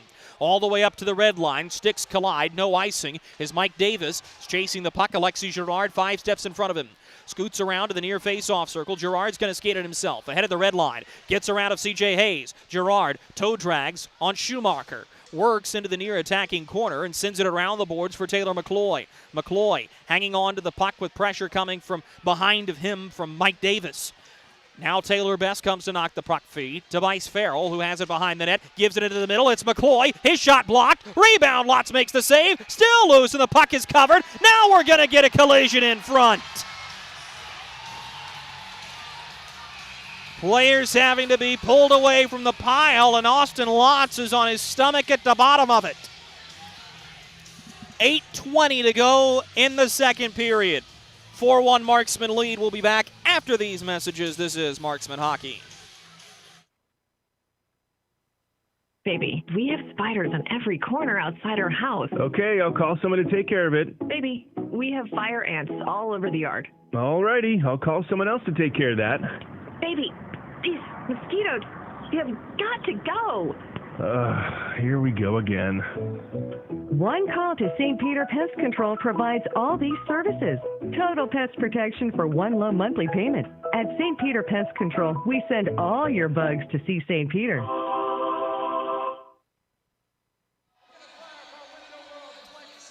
$8:20 to go in the second period. 4-1 Marksman in the driver's seat of this one. Fayetteville on the back of a hat trick from Taylor Mccoy and an added goal from Marley Quince. Official scoreline on that Mccoy goal is Taylor Mccoy unassisted, 7:38 into the second period. That erases the Yanni Rockos goal. And I think that's an important marker for Fayetteville because this is the response you've waited to see from the Marksmen when teams start to chip back into the game.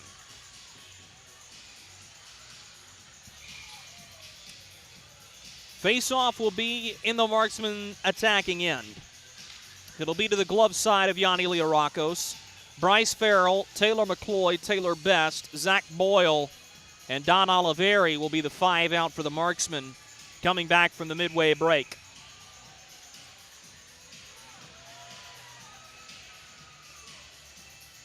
Mccoy will take the draw against Dave Nippert, wins it cleanly to the point.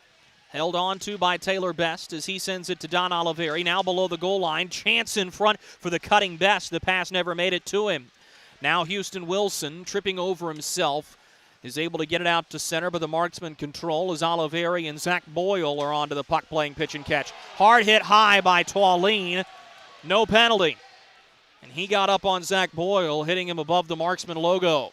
This is Taylor Mccoy. Spins away from a check as this one goes end over end. It hops over the stick of Sullivan, and coming back to get it is Alvo. Wipes it around the dasher. Houston Wilson has it far side, and he'll just forehand it into attacking ice where the Marksman will receive. Taylor Best takes down Houston Wilson. It's taken by Oliveri, who's just able to flick it up into attacking ice. Gonzalez drops for Alvo. He's able to move it ahead to Wilson, who chips it into the attacking zone. Held on to by Jason Polowski, sets it on a tee for Zach Boyle. Licio all over him. Russell Jordan digging after the puck now as well. 2-by-2, they work directly in back of Polowski. Out to the far side wing, Brody Duncan holding the line with a two-hopper low to Russell Jordan, far corner. Jordan skates up to above the face-off circle, still on that far side board. Sends it low to Licio, who will trade places with Mike Davis behind the net. Crafty backhand pass. A one-timer from Jordan is blocked, but the line is held by Brody Duncan. A rolling puck scooped up by Drake Glover. tried to push it back, and now will just backhand it out to center himself. Receiving there is Duncan. Finds Davis at the far boards. Now to Licio. His shot high. Knocked down by Polowski with the blocker. Danny Licio hanging on to the puck here. Pushes to the point. Marvin Powell sending it low. Mike Davis working on Zach Boyle. Now he's double-teamed. Is coming in to help is Matt McNair. Russell Jordan there sniffing out the puck. Brody Duncan pinching. Makes the play to hold the line. McNair all over Brody Duncan. Now Oliveri comes to help out for the puck. Turned over to Licio. His pass to the front intercepted by McNair. Here come the Marksmen back the other way. A late shift 3-on-2 to a cutting Drake Glover. Still loose in front. McNair fires. Lotz chops it down, and he'll melt the puck. Matt McNair and C.J. Hayes lock up with each other at the end of that play. Lotz will hang on to the puck. 6:02 to go in the second period.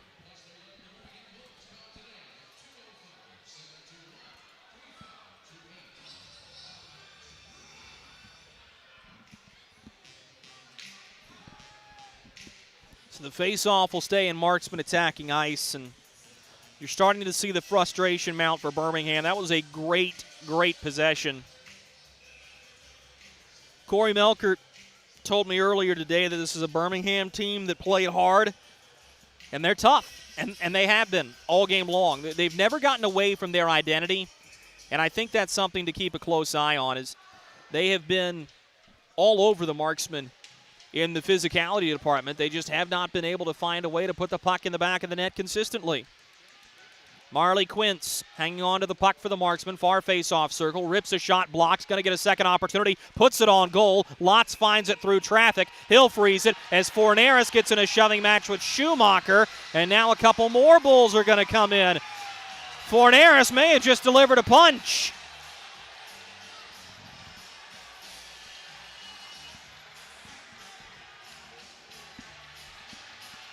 We'll see how many penalties come of this. Carlos Forneris being escorted to the penalty box. And Aaron Ryback will go as well. So these are going to be matching minors. We'll go 4-on-4 for the next 2 minutes.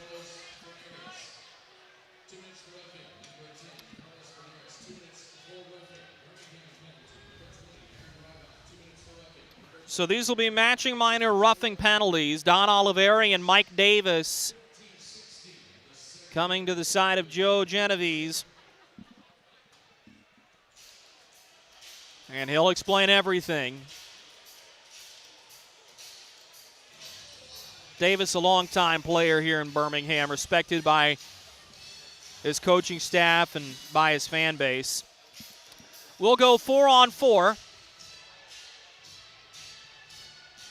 5:44 to go second period. 4-1 Marksman lead. Oh, hang on. Pardon me. The officials are going to deem this an offsetting situation. We're going to go 5-on-5. Are we? Nobody knows what's going on here. 95% of the time, you'll go 4-on-4. Danny Licio is saying the same thing.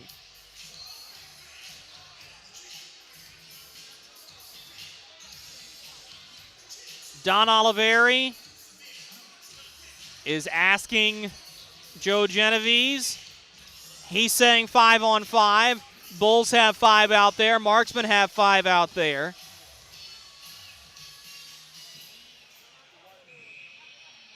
I think the confusion was both penalties were on the clock, so offsetting minor penalties. We'll stay 5-on-5. Here's a shot from the point. I think it surprised Lotz, who reacted late in the bid wide from Oliveri. Wrap chance for the Marksman. Sticked out and all the way back out to center where Fayetteville will reset.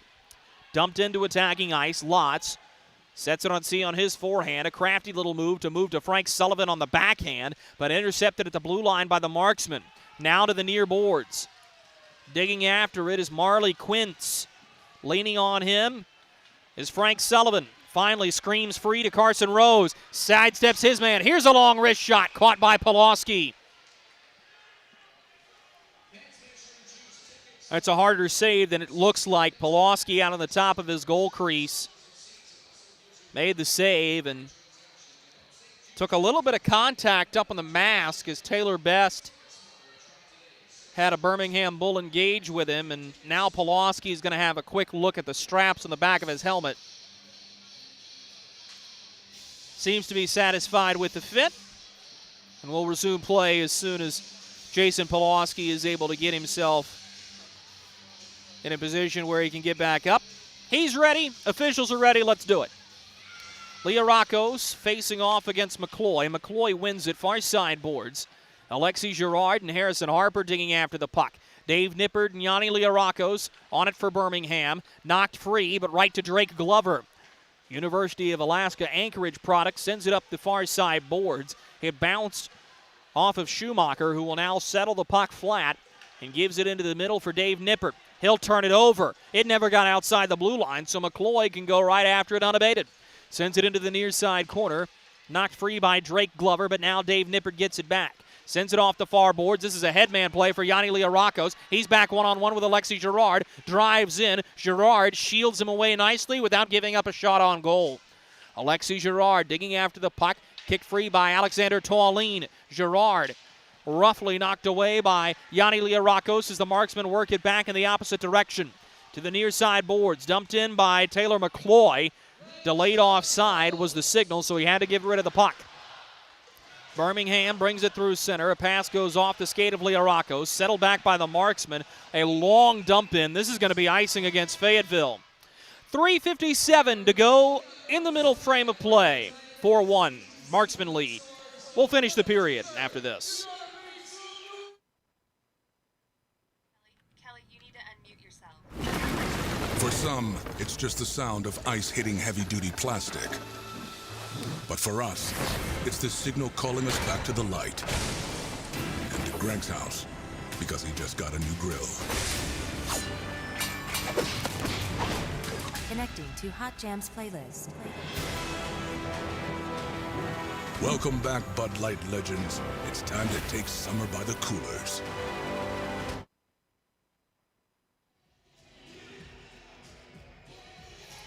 .357 to go in the second period.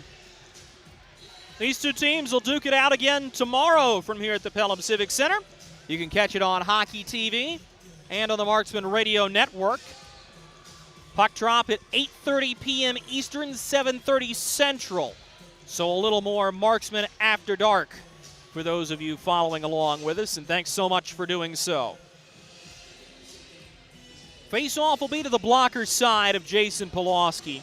3:57 to go in the second period. 4-1 Marksman lead. It's a face-off win for Matt McNair. He'll send it to the near wing. FX Girard swings it up for Bryce Farrell out of East Amherst, New York. Farrell stops, throws snow, finds FX Girard. Curled into the middle. Great chance for the Marksman. Lott's got a piece of it with his goal paddle. Far side boards. Gonzalez roughly separated from the puck. Digging after it is Bryce Farrell out of SUNY Potsdam. More on him in a moment. Danny Licio pins his man to the boards. Now Farrell cuts free. Stephen Alvo onto the puck. Dropped by Bryce Farrell. Matt McNair there to help dig the puck free. He sends it below the goal line. Working on Kyle Gonzalez out of Northland College.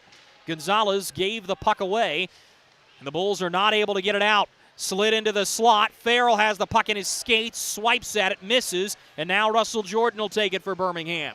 Gains the red line, shoots it in. Mike Davis the first there. Davis tried to wrap around the net on the near side goalpost. Has to turn and look back up for the point. Russell Jordan had it for a moment, lost it. Glover braces for contact from Marvin Powell as the Marksmen settle the puck in their own zone. Headman pass taken by Oliveri, played with a high stick. That'll be negated as Russell Jordan takes the puck. Jordan spins up ice at the red line, loses it to Marley Quince. Now to Glover ahead for Quince. He's knocked off the puck. Still loose though. Quince reaching behind him with help from Taylor Mccoy, who's having a wonderful contest this evening. Quince with a hard hit. Oliveri swipes at the puck. He hand passed it right to Learakos. We'll keep going. Learakos will bounce it for Carson Rose. Learakos' shot knocked down by Polowski. A takedown in front. We're going to get a penalty. It's going to go on Harrison Harper. And the first penalty this second period against the Marksmen that will give Birmingham a power play.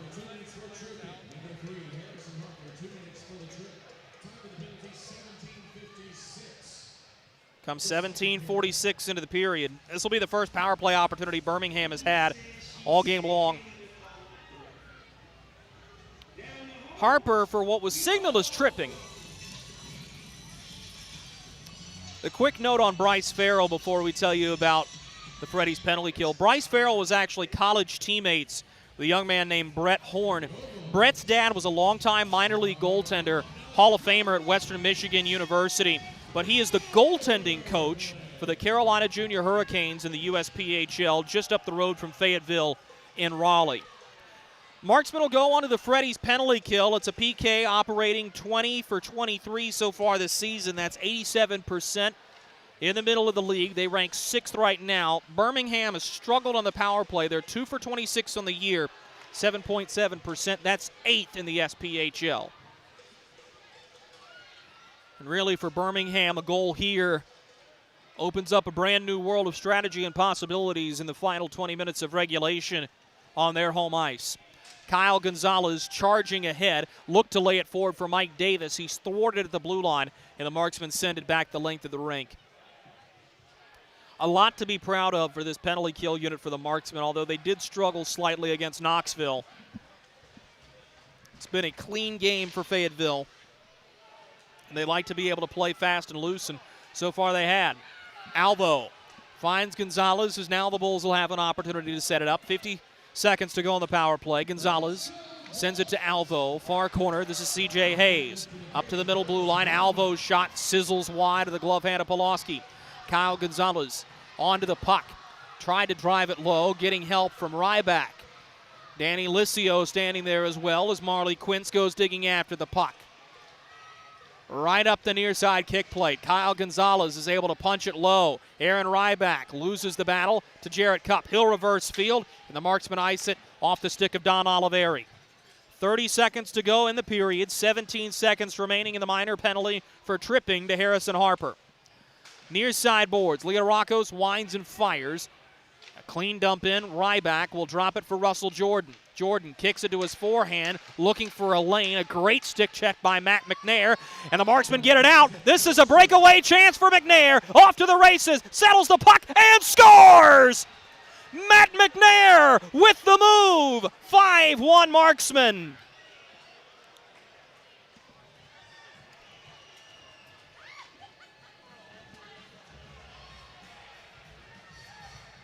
Matt McNair spent more time settling the puck flat, and by the time he did, he was at the bottom of the face-off circle. Deeks Lotson scores. And that went from an opportunity to bring the Birmingham Bulls momentum to now one that'll suck the life out of the building. Goal comes 19:52. It'll officially be an even strength marker. Matt McNair with his first of the game. And the horn will sound to bring 40 minutes to a close. Matt McNair and Taylor Mccoy score in the second period for the Fayetteville Marksmen. Yanni Liarako scored less than 3 minutes in to this frame for the Bulls. 5-1 is where we stand after the second period. We'll step aside for a quick break. Coming back from it, we'll tell you what happened in period number 2, and we'll also take a couple of your questions from right here in the broadcast booth. This is Marksman Hockey. Hey you. Are you hearing this but not seeing this? You can change that. Follow along with the entire season of Fayetteville Marksmen hockey on Hockey TV. Visit hockeytv.com/subscriptions and get the SPHL TV package to watch every single Fayetteville Marksmen road game this year. That's hockeytv.com/subscriptions. Welcome to Freddy's. How are you guys doing? Meetings. Lunch meetings all week, all salads. Bean salads. Quinoa salads. Heirloom salads. Frase salads. Sometimes a guy needs a Freddy's Original Double, Chicago Dog, and a Turtle Sundae. Make that 2, please. 3. Absolutely. If you're gonna be bad, it better be good. Being bad never tasted this good. Freddy's, the experience that puts a smile on your face and the taste that brings you back. Kelly, you need to unmute yourself. For some, it's just the sound of ice hitting heavy-duty plastic. But for us, it's the signal calling us back to the light. And to Greg's house, because he just got a new grill. Connecting to Hot Jams playlist. Welcome back, Bud Light legends. It's time to take summer by the coolers. Something big is coming. Something so big, it'll change the world of chicken sandwiches. Zaxby's new signature sandwich with Zax sauce or new spicy Zax sauce. Because the chicken sandwich war ain't over yet. The new signature sandwich. All the other little sandwiches can run along. We'll take it from here. Experience the thrill of being a Fayetteville Marksmen season ticket holder and all the benefits that come along with it, including your same great seat for 28 or 14 home games, exclusive season ticket member events, and an opportunity to enjoy discounts on food and beverage and merchandise at the Crown Coliseum. Skate to marksmanhockey.com/season tickets to learn more.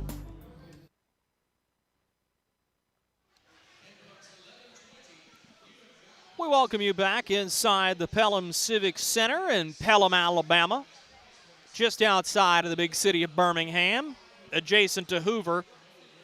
You might recognize some of those names. Birmingham, of course, home of the Iron Bowl Stadium that hosted so many legendary games between Pat Dye's Auburn Tigers and Bear Bryant and Gene Stallings' Alabama Crimson Tide. And, of course, Hoover, Alabama, the longtime host of the SEC Baseball Championship. So a sports town here, and Birmingham hockey has long been a part of the landscape. But tonight has not been Birmingham's night. And it's been interesting to kind of look at the evolution of this game. I really think that the Bulls have had opportunities to get back in it, and things just haven't bounced their way. That second period started just about as serendipitously as you could ask if you're a Birmingham Bulls fan. Yanni Rockos scores to make it 3-1 at that time. And I thought Birmingham got a little bit of an added extra push, but ultimately it didn't lead to anything. Jason Polowski came up with some timely saves, and that's always important if your goaltender can be timely. But the other thing is Taylor Mccoy wraps around and ends up with the puck in front of the net, poking it through Austin Lotz. A hat trick for Taylor Mccoy. And that made it 4-1. And then at the very end of that period, the Marksmen kill a minor penalty, assessed to Harrison Harper for tripping. Matt McNair really gets a fortunate hop, and the puck kind of ended up on edge. He was able to settle it going in onto Austin Lotz, makes a move and finishes with just 8 seconds to go in the period. That makes it 5-1. And you never want to say you put a game on cruise control, but really it becomes a lot of game management now in the final 20 minutes for the Fayetteville Marksmen. Something that they haven't had to work on really all year, even when they were up 3-0 against Knoxville. I still thought the Marksmen had to push, but now up 4, you really are in a situation where you're trying to control the final 20 minutes, and you may not have to push as hard. Shot totals from the second period for the Marksmen, 12, and a game total of 28 for the Birmingham Bulls, 12, and a game total of 18. Let's go ahead and take a quick commercial break. Back on the other side, we'll bring you back into the broadcast booth for our Ask the Voice segment, taking a couple of listener-submitted questions. This is Marksman Hockey. Look at our yard. So many anthills everywhere. Did you know that a single ant can live to be 29 years old? Really? Well, what about a married one? Seriously? But really, we need to fix the yard. St. Peter Pest Control handles all your mosquitoes, ants, spiders, cockroaches, and even rodents. St. Peter Pest Control provides full home pest protection and consistent treatment of ants and mosquitoes in your yard, too. At St. Peter Pest Control, we send all your bugs to see St. Peter.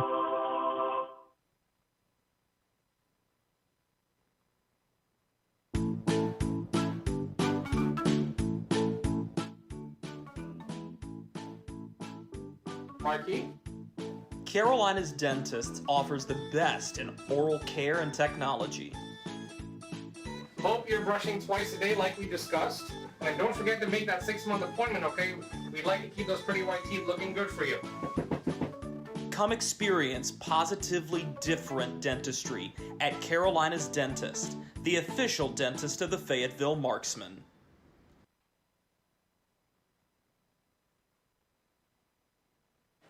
Welcome to Freddy's. How are you guys doing? Meetings. Lunch meetings all week, all salads. Bean salads? Quinoa salads. Heirloom salads. Frase salads? Sometimes a guy needs a Freddy's Original Double, Chicago Dog, and a Turtle Sundae. Make that 2, please.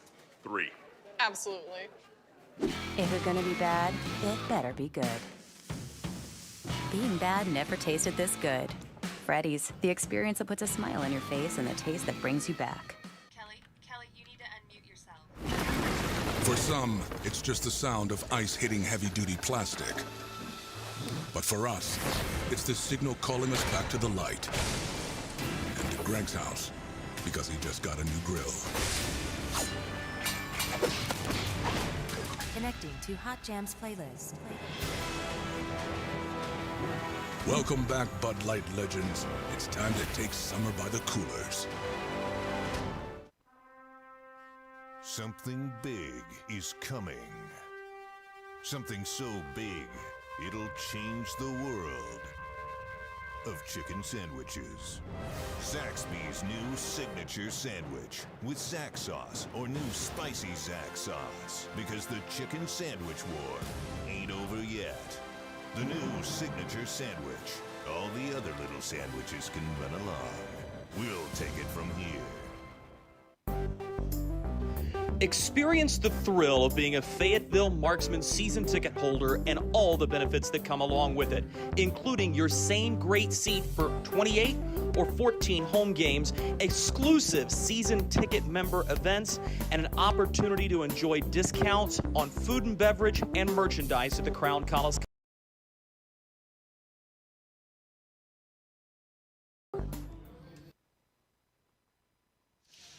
We welcome you back to the Pelham Civic Center, Pelham, Alabama. Drew Blevins alongside you. It's time for our Ask the Voice segment. If you want to have one of your questions answered on a future edition of Ask the Voice, all you have to do is email me with your name, where you're listening from, and a good question about hockey or the Marksman organization. My email address is dblevins, that's DBLEVINS, at marksmanhockey.com. Our first question comes from Brandy in Fayetteville. Brandy wants to know, why don't the referees jump in and stop a fight before it happens? This is a complicated answer, and I'm going to do my best to answer this from as middle of a perspective as I can, because fighting in the game of hockey has seen a severe decline since 2000. In the minor leagues, it is still alive and well. This Birmingham Bulls team is one of the teams that is keeping it alive and well, but there are some advocates to get it out of the game completely.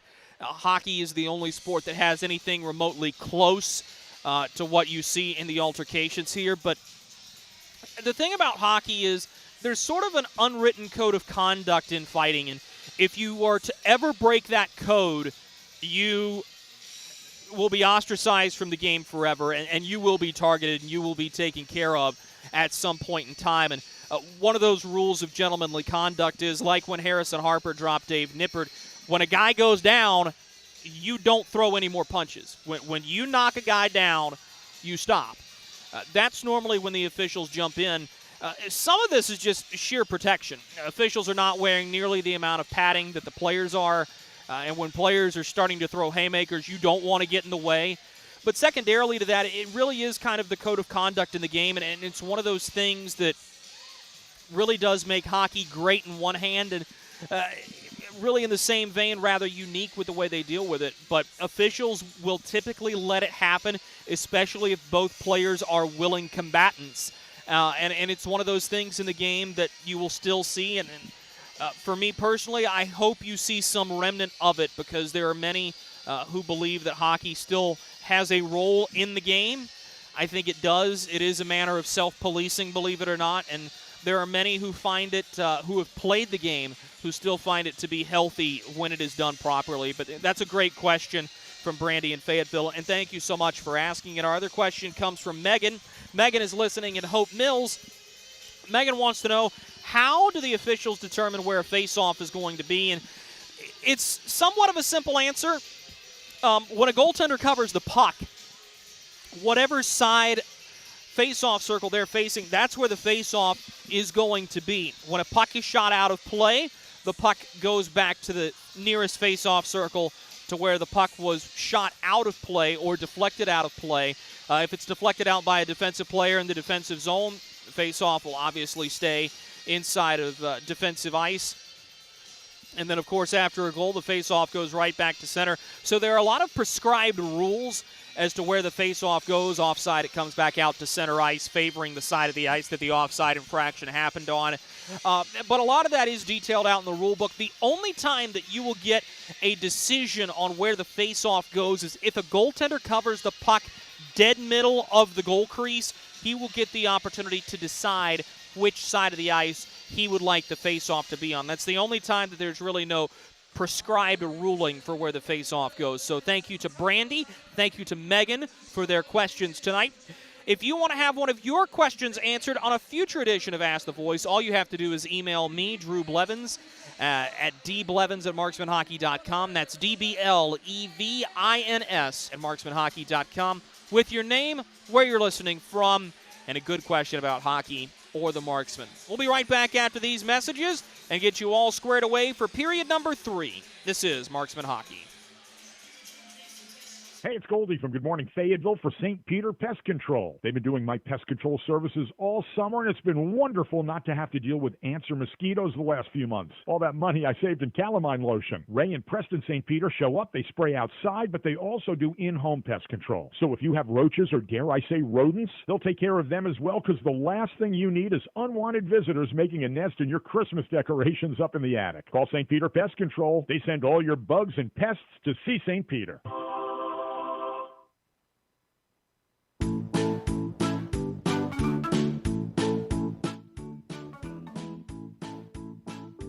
Marky? Carolina's Dentists offers the best in oral care and technology. Hope you're brushing twice a day like we discussed. And don't forget to make that 6-month appointment, okay? We'd like to keep those pretty white teeth looking good for you. Come experience positively different dentistry at Carolina's Dentist, the official dentist of the Fayetteville Marksmen. Hey you. Are you hearing this but not seeing this? You can change that. Follow along with the entire season of Fayetteville Marksmen hockey on Hockey TV. Visit hockeytv.com/subscriptions and get the SPHL TV package to watch every single Fayetteville Marksmen road game this year. That's hockeytv.com/subscriptions. Welcome to Freddy's. How are you guys doing? Meetings. Lunch meetings all week, all salads. Bean salads. Quinoa salads. Heirloom salads. Frase salads. Sometimes a guy needs a Freddy's Original Double, Chicago Dog, and a Turtle Sundae. Make that 2, please. 3. Absolutely. If you're gonna be bad, it better be good. Being bad never tasted this good. Freddy's, the experience that puts a smile on your face and the taste that brings you back. Kelly, you need to unmute yourself. For some, it's just the sound of ice hitting heavy-duty plastic.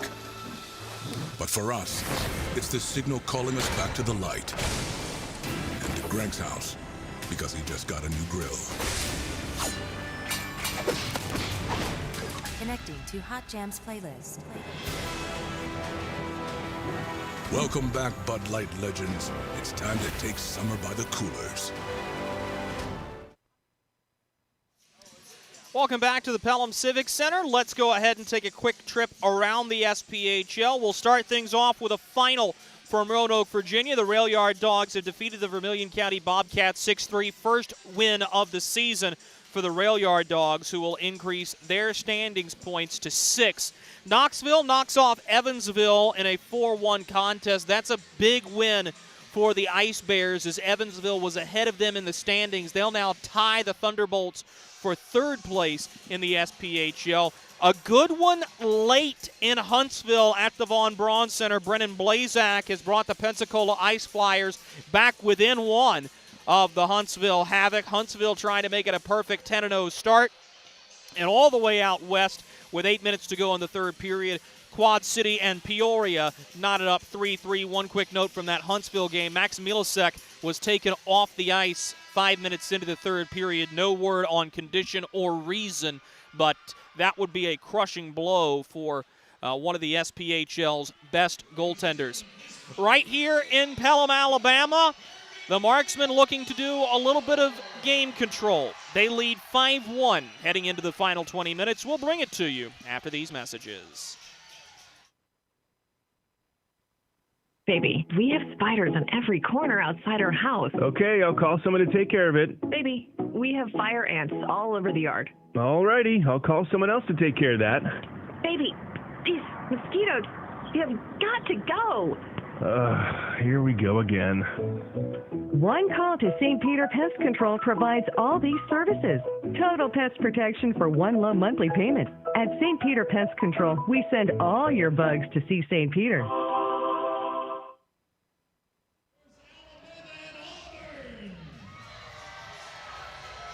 College night here at the Pelham Civic Complex Ice Arena in Pelham, Alabama, just outside of Birmingham on college night for the Birmingham Bulls. Handful of universities represented here tonight. Birmingham around the midway point between the state's major universities, Auburn and the University of Alabama.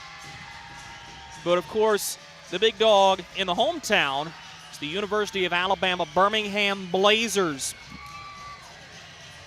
And just an unsolicited opinion from your broadcaster, the UAB Blazers have one of the top 5 logos in college sports.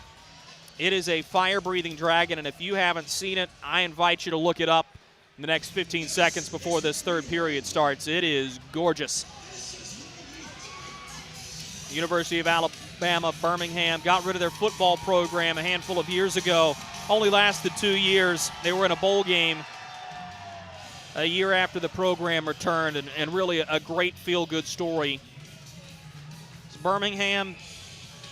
It's a hockey town in the winter, but in the fall, it's all about football. And if you don't have a football team down here in this state, you're not living in Alabama right. Puck is dropped, and away we go with period number 3. 5-1, the Marksmen in the lead of this one. First time all season the Marksmen have really blown one wide open, and we'll see if they can keep it that way as Sam Storman dumps it in, but gets a drop by Steven Alvo. Near side corner, the Bulls will get to the puck as Alvo takes it far side, slides it to the far wing. That's C.J. Hayes. He'll pitchfork it sky high up in the air. And the Marksmen will just bounce it back up to center.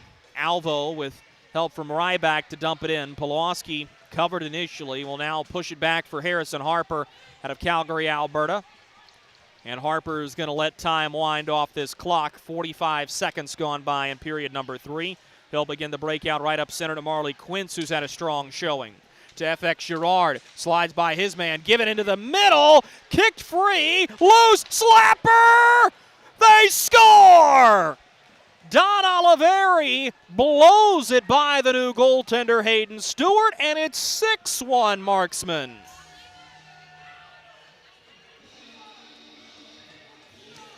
Don Oliveri came into this contest leading the league in plus-minus. He was a whopping +9.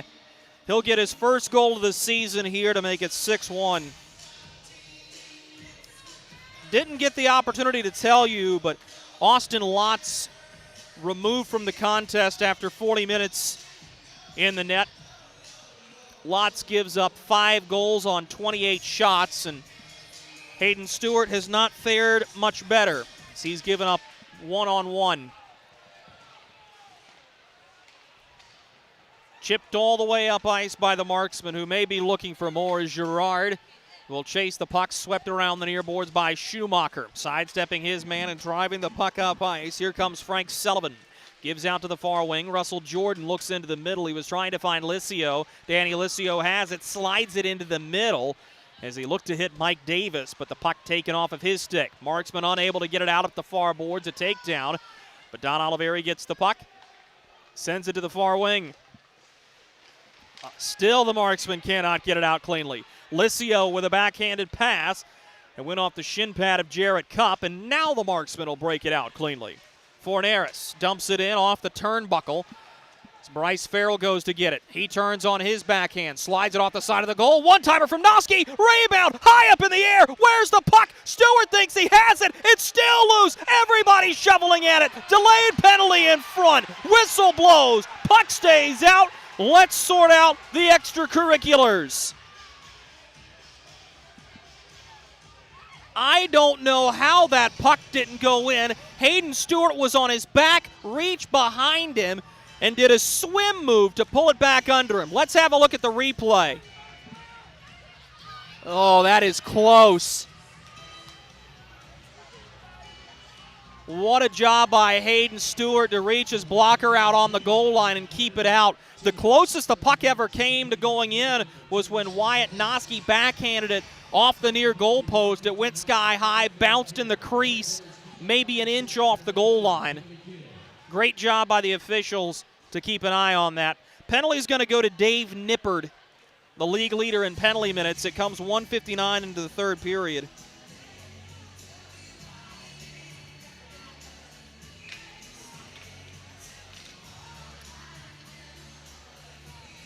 Nippard roughing right there in front of the goal crease, so the Marksmen go back on the St. Peter Pest Control power play. St. Peter Pest Control provides year-round pest control solutions. Send all your bugs to see St. Peter. Jarrett Cupp skating it up ice. He'll give to Matt McNair, who backhands wide to Drake Glover. Up to the point, hanging on to it, Jarrett Cupp. Sends it far side face-off circle. This is McNair holding his shot, deflected off a Birmingham stick on the way through. The Marksmen settle. Cupp quarterbacking the power play, finds Alexi Girard. He slides it far face-off circle to Matt McNair. Knocked down by Alvo, who will fall to his knees, or begging your pardon, that's C.J. Hayes who makes the body check and will finish down the length of the rink. 1 minute and 10 seconds to go in the Marksmen power play. 17 minutes to go in the third period. Fayetteville Marksmen blowing this wide open. A takedown on Taylor Best will knock the puck free. College students in attendance here have begun singing "I Want It That Way." Great atmosphere here in Birmingham. My first time, and deserve a lot of credit for what they do. Here's a backhand drive from Marley Quince, chopped down by Hayden Stewart. This will go all the way down. What's really fun about this atmosphere is earlier in the day, after the Marksmen took their morning skate, there were youth hockey practices going on at the facility. And it's awesome to see the little kids get an opportunity to play in front of this big pro barn. A backhand pass to the far side boards intended for Mccoy, knocked free by Russell Jordan. It'll roll all the way back down. I think for me, as somebody who fondly remembers their youth hockey career, as all of these guys on the ice do, you remember playing in the big buildings the most, and I do so sincerely hope that none of these youngsters in the Birmingham area take this opportunity for granted, but it is a very cool barn.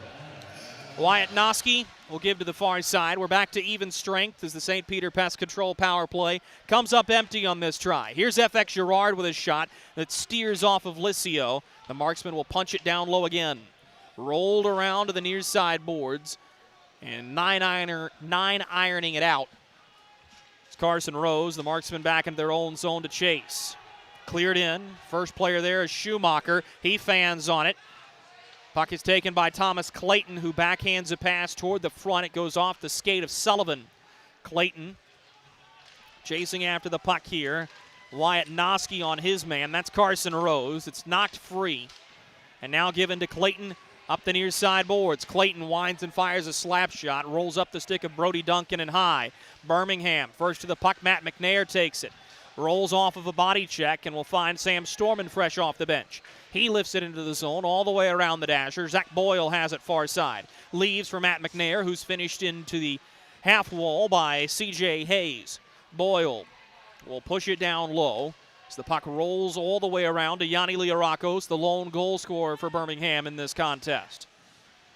Hanging on to it is Harrison Harper for the Marksmen as he'll push it far side. Sam Storman avoids the awaiting body check from Sullivan. So Dave Nippard will play it off the end wall. And now Brody Duncan headmans the puck. He was looking all the way up, and now the Bulls may have an opportunity. 2-on-1, a bouncing puck. Polowski has it at the far goal post. Keeps it out on an awkward bounce. Here's a drive from the point. Turning with it into the middle. A good opportunity for Houston Wilson, and the Marksmen bring it back. Bryce Farrell has it. Sidesteps Marvin Powell, but lost the puck. Powell tried to give it out to the far side. Houston Wilson was there.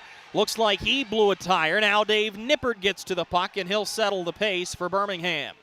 Nippard sends it out to the far side wing. Yanni Rockos will give back to the defense. Duncan flies it up ice. The pass was batted down. Now Licio kicks it forward. Don Oliveri working on him. Oliveri will take the puck and retreat behind of his net. Oliveri will look up ice. Takes a couple of steps and slides it far side, intended for Marley Quince. The pass behind him is Alvo. Drops Taylor Best at the other blue line. Here's a drive from the point off of a skate. Quince swinging at the puck, can't get it out. Jordan's drive goes off of Oliveri.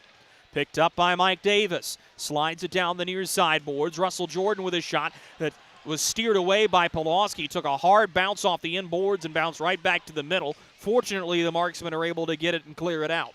Russell Jordan with one-man pressure will find Steven Alvo. Brought ahead as Jordan will now give it wide for Gonzalez. He loses an edge, and the Marksmen take the puck at the attacking blue line. Backhanded to the far side corner. Driving on it is Glover, but he once again slips and falls, as we've seen a handful of players unable to keep their footing here. Wrapped all the way around the far kick plate, and this will bring us to an icing and a break. 12:36 to go, third period. 6-1, Marksmen lead.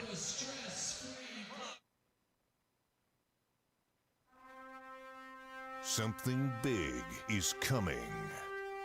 Something so big, it'll change the world of chicken sandwiches.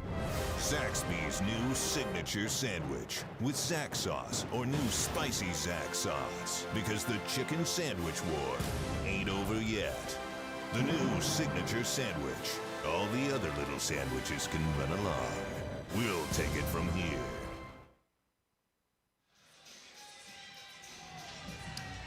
The Fayetteville Marksmen leading the Birmingham Bulls here from the Pelham Civic Complex Ice Arena in nearby Pelham, Alabama.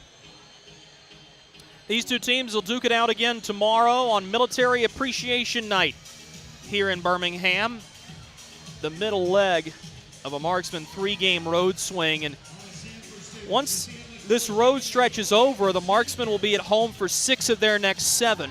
Starts on Hockey Fights Cancer Weekend, Friday and Saturday, November 19th and 20th. And then one of the few midweek contests the Marksmen play this year, and a rap chance that Hayden Stewart will collect and melt on a bid far side from Drake Glover. But that midweek game on Wednesday, November 24th, 7 p.m. Then the Marksmen go on the road for 1. That'll be November 26th at Roanoke. And they'll come right back home for a 3-game set that will feature Top Gun Night, Peanuts Night, and the second Salute to Service Sunday. Face-off 1. Here's a long drive from Alexis Girard from the blue line, watched into the glove by Hayden Stewart. Stewart played his college hockey at Cornell, an Ivy Leaguer, and I don't know if many of you realize this. Cornell has a world-renowned ornithology program. Into the middle, a great opportunity for the Marksmen off the draw, but Marvin Powell got in the way. Cornell up there in Ithaca, New York. It gets cold up there. Driven into the middle by the Bulls, who will possess the puck in their own zone. Here's a long bid from Brody Duncan that goes off the shin pad of Don Oliveri. One more opportunity for Birmingham as they'll wrap it all the way around the goal. This is C.J. Hayes, who has cut free a couple of times, just hasn't been able to finish. Hayes takes a rough ride from Wyatt Noski. So now they'll battle 3-by-3 far side corner. Ryback digs it loose, but Harrison Harper is going to be the first to it. Slides the puck to Glover. He'll look up ice, and This puck will be held by Forneris. He'll backhand to Harrison Harper, who's just going to opt to skate this one up himself. Gains the red line, backhands it just ahead of the blue line. Lets a couple of teammates go fighting after it, then turned over. Maybe a chance for Houston Wilson. He drives in. Quick wrist shot turned out by Polowski. Tallene has the puck far side corner for Birmingham. He's double teamed, but eventually gets out of it to the point. Marvin Powell finds Brody Duncan. Here's the shot, tipped on the way through. Great hand-eye coordination by Dave Nippard, but Polowski a step ahead of it. Nippard leaves it in front. Now a drive from Wilson. Nippard sends it up to the point. This is going to be a free clear for the Marksmen. Nobody was at the middle blue line.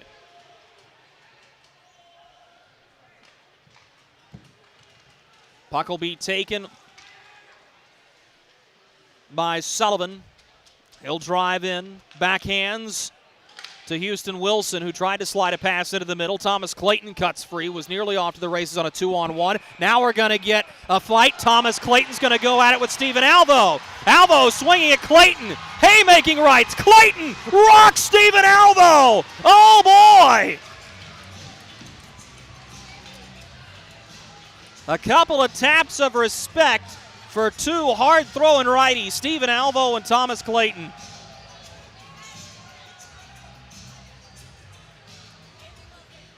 Well, that's 3 fights in 3 games for Thomas Clayton, and he's won every one of them. Clayton, just a fantastic story. He's an active duty soldier at Fort Bragg. Had a brief pro hockey career in 2018-2019, played 4 games with the Knoxville Ice Bears, played 1 game with the Watertown Wolves at the FPHL, just couldn't find a stable home. Joined the armed forces and was then called upon by the Fayetteville Marksmen. And he's in the lineup right now while Carter Struthers is on loan. It looked like Struthers initially was going to come back, and it was an 11th hour waiver claim by the Wheeling Nailers that keeps Struthers in the ECHL for another weekend. He is a healthy scratch tonight for the Nailers. 5 minutes for fighting to both Steven Alvo and Thomas Clayton.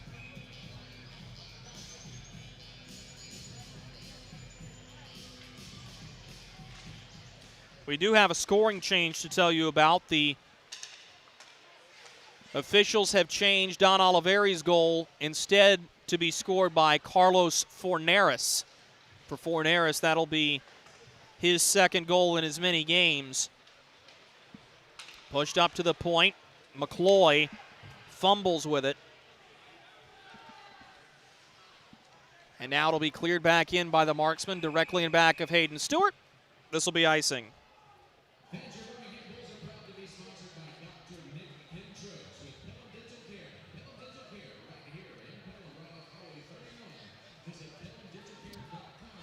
(6-1) Marksman in the driver's seat. 10:04 to go, third period.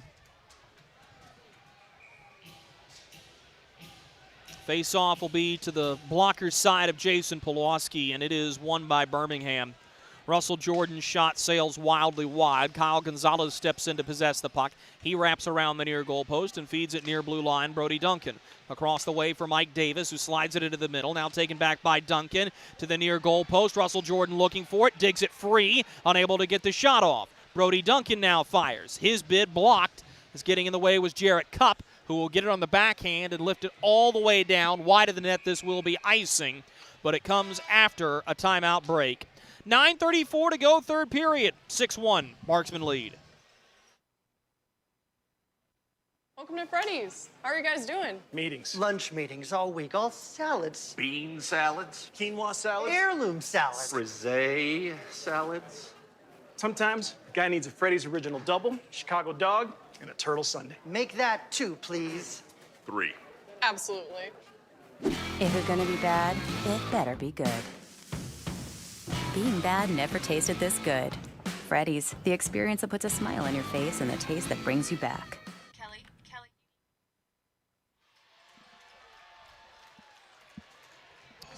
We welcome you back to the Pelham Civic Center. 9:34 to go, third period. Marksman 6, Bulls 1. Fayetteville has outshot Birmingham 33-21 in this contest. They've scored in every period, have the Marksmen. And as we told you, it does bear reminding that Carlos Forneris has been given credit for the 6th goal, not Don Oliveri. So Forneris will have his second as a Marksman. Is off the draw. Bryce Farrell will skate it through center, driving it in. He was looking for FX Girard as Girard loses a stick on the play. I think it got twirled out of his hands. Taking the puck is Dave Nippert across the attacking blue line. He gives it away. Chance for Forneris again. Splits the defense. Here he goes. Hauled down. No call. He was looking for one as now he awaits as the third man high. Taylor Best digging after the puck. It comes all the way out to the point, and Don Oliveri will settle for the Marksmen. Oliveri shoots it in. He almost scored. Hayden Stewart got a piece of it with the top of his blocker. He wasn't expecting it, and that would have been a top cheddar goal from 100 feet away. I don't think Hayden Stewart had any idea that that puck was coming in at that rate of speed. And he almost reacted a hair late, and that would have been a SportsCenter not top 10 goal. Face-off is won by Birmingham as Powell tried to push his way up the near boards. He won't be able to, but Carson Rose takes it and skates to the far wing. Rose cuts back into the middle of the ice as he crosses the blue line, loses the puck, and back to get it is Alexis Girard. Girard sidesteps one man, slides it past near wing to Marley Quince. Into the attacking zone, down the near boards. He cut to the middle, but was stick-checked. The Bulls have it coming the other way. Dumped in down the far wing. C.J. Hayes dumps it in. The Marksmen of the first team back to receive. Drake Glover on his backhand pushes into the middle of the rink for Alexis Girard. Back to the near side. Glover stood up on a solid defensive play from Marvin Powell. To the near post. Forneris with his shot. Big stop by Hayden Stewart twice on the initial bid and the rebound. Marksmen take control back at the red line. They'll dump it in down the left wing sideboards. Marvin Powell back to receive it. Will send to C.J. Hayes. He's knocked off the puck. As Powell gets stood up. Marksman slide it into the slot looking for Noski. It bounces to the point. Here's a bid from Harper. It goes off of Powell's skate, and after a yeoman's work shift, he'll get off on a change as the Marksmen go into their own zone to chase the puck. Quickly back into attacking ice. Sullivan there that time as he'll meet Matt McNair. Driven in by Danny Licio. He's one-on-one with Harrison Harper. Puts it into open space for Mike Davis. Spins to the point. Russell Jordan shot. Scores! Russell Jordan with a seeing eye wrist shot that beats Polowski high, and it's 6-2.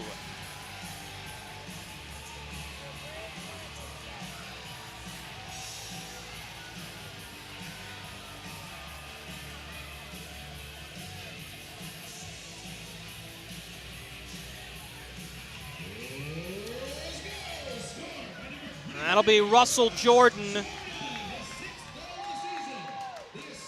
from Mike Davis and Danny Licio.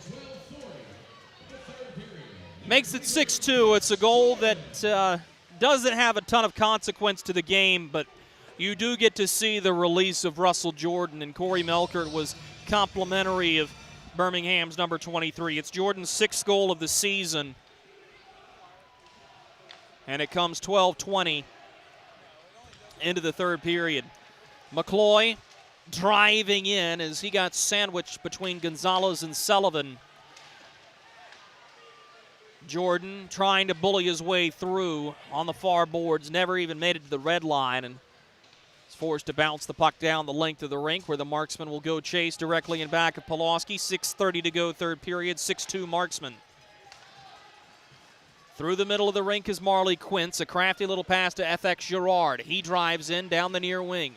Stopped and has to turn in the corner. Gave the puck away to Tallene. Now a pass to the slot. Quince settles, fires, blocked. Getting in the way of that one, I believe, was Yanni Rockos. It was, with his jersey bunched up where his number's nearly illegible. Settling the puck, Rockos near wing. FX Girard steps in front of him, dispossesses and dumps in. Now south of 6 minutes to go in this third period. As Leo Rockos will send it out to the far wing. Ryback had the puck poked away from him by Drake Glover. Quickly the Bulls will try to regain, and it will not go well. C.J. Hayes lost the puck to McNair, regains possession. Hayes' pass bounced off Matt McNair. We got a loose stick in front of the net, and it belongs to Harrison Harper. He'll collect it as the puck bounces to the far side boards. Lifted up to center, and now we're going to play up in the air. Finally, the puck is settled and carried into the zone by Glover. Wraps around of Schumacher, and it'll be taken up by Rose. Rose skates ahead of the blue line, stood up by Sam Storman. Matt McNair gets to the puck. McNair finds Don Oliveri up the near wing. He'll send it into open space. The puck will eventually be taken and dumped in by Frank Sullivan. Carson Rose in the goaltender's trapezoid attacking zone. Spins a shot from an off angle that's blocked on the way through. Laid back in by Schumacher. Mike Davis onto the puck as he slides out of the grip of Taylor McCloy. Tries to work in from the near side. Lifts it up in the air. And that will miss the goalpost and everything and head out of play. 4:35 to go third period with the score the Fayetteville Marksmen 6, the Birmingham Bulls 2. We go down the stretch when we return. Baby, we have spiders on every corner outside our house. Okay, I'll call someone to take care of it. Baby, we have fire ants all over the yard. Alrighty, I'll call someone else to take care of that. Baby, these mosquitoes, you have got to go. Here we go again. One call to St. Peter Pest Control provides all these services. Total pest protection for one low monthly payment. At St. Peter Pest Control, we send all your bugs to see St. Peter.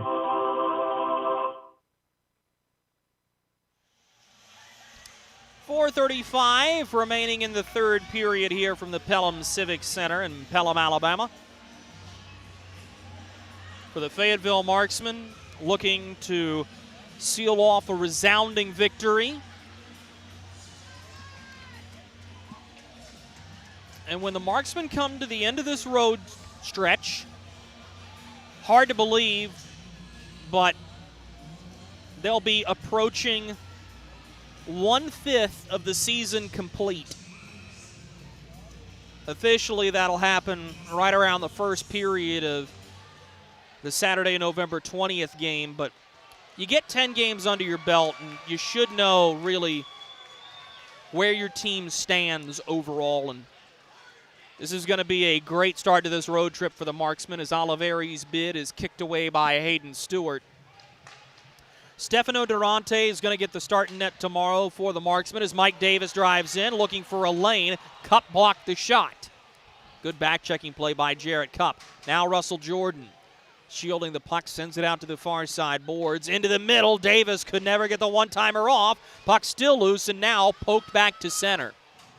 Fornaris leads Oliveri. Thomas Clayton driving. Oliveri hauled down. No penalty as the Bulls will reset. Knowing Durante gets the start tomorrow, you do wonder, what does Craig Simchuk do? Does he go back to Austin Lotz, or does he turn instead to Hayden Stewart to get the start? Lotz has the lone win of the year, and this has been a forgettable performance for the Winnipeg, Manitoba native who was chased after 2 periods. But this is one of those delicate situations that a decision on who goes in net could very well determine who wins this hockey game. And I'm not completely unsure that I don't turn back to Austin Lotz tomorrow, knowing, of course, in that case, Hayden Stewart is going to go when this Birmingham team heads to Evansville on Sunday, as the Marksmen will head back east to take on the Macon Mayhem from the Centerplex. South of 3 minutes to go in the hockey game. Bryce Farrell ties up Steven Alvo. Reaching after it, Alvo will work away from Farrell and will get it back out to center with a backhand pass off the side of Zach Boyle and eventually dumped in by the Bulls. I also think you're going to see a really strong crowd here tomorrow on Military Appreciation Night. But more importantly, the Bulls have gotten a real good look at just how good the Fayetteville Marksmen can be. And it's tough when you've been so close for so long, and it's not like the Bulls have been blown out. They've played in a ton of close games, and in the business, you just call this one a clunker for Birmingham, and it would not surprise me at all if this is a team that has a little more fervor, gusto, and effort going into tomorrow's contest. Slid back into the middle. Polowski had the paddle down ready. 2 minutes to go in the game, and Wyatt Noski has a break with FX Girard. Lays it to him. Girard on the backhand. Knocked down by the blocker of Hayden Stewart. A good chance for the Marksmen late to make it 7-2. Up to the point. Slid to Sam Storman. His wrist shot tipped. In back the goal. Now spun to the slot. Hanging on to it is Cup. His backhander off Stewart. The rebound cleared just beyond the blue line as Harrison Harper couldn't hold the line. Begging your pardon, Sam Storman rather. 90 seconds remaining as Hayden Stewart barks orders from his goal crease. The egress has begun here in Pelham, Alabama. And a bitter pill to swallow for the home team tonight, but for the Fayetteville Marksmen, a resounding victory where you get to see just how mighty this club can be. Fayetteville is going to advance to 6-2 on the season, 1-0 against Birmingham.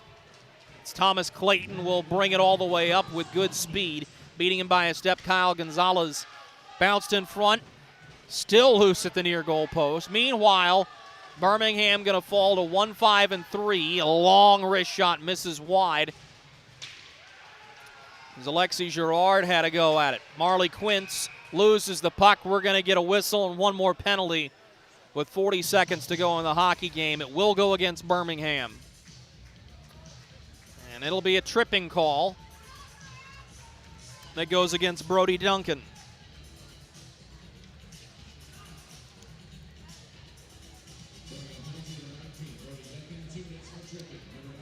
Officially 19-20 into the third period. Duncan for tripping.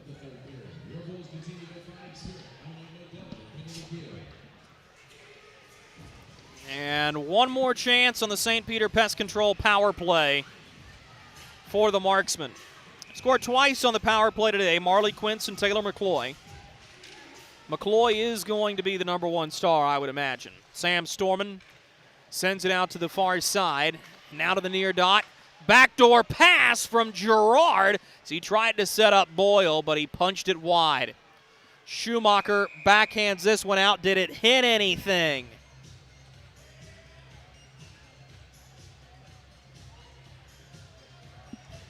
I don't know if it did. It did not. So with 25 seconds to go, this will be a delay of game penalty to Frank Schumacher as he sends the puck out of play. Penalty comes 19:35 into the third period, and another 5-on-3 for the Marksmen. This is Wyatt Noski, gives it out to the far side wing. Girard sets it up for Jarrett Cup, 15 to go in the hockey game. To Girard, the puck bounces off his stick. This is going to be a chance the other way, and Kyle Gonzalez is just going to dump it down the length of the ice. 3 seconds to go on this one. You can chalk it up as a Marksman W, and the Fayetteville Marksmen skate to a 6-2 win here in South Alabama tonight. Fayetteville improves to 6-2-0 on the season, 12 standings points. They will end up fourth, 1 point in back of Knoxville for third, and tied with Evansville in the fourth spot. Birmingham falls to 1-5-3. These two teams will duke it out right here again tomorrow. We'll put this game on reset for you in Marksman postgame after these messages. This is Marksman Hockey.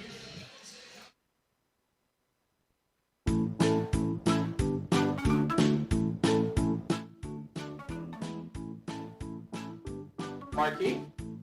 Carolina's Dentists offers the best in oral care and technology.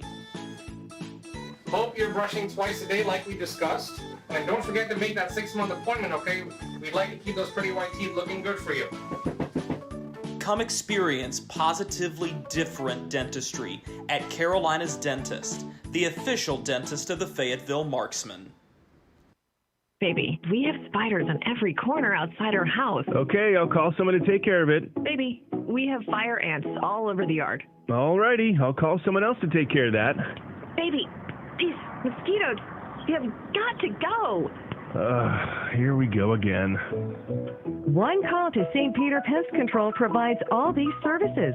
Total pest protection for one low monthly payment. At St. Peter Pest Control, we send all your bugs to see St. Peter.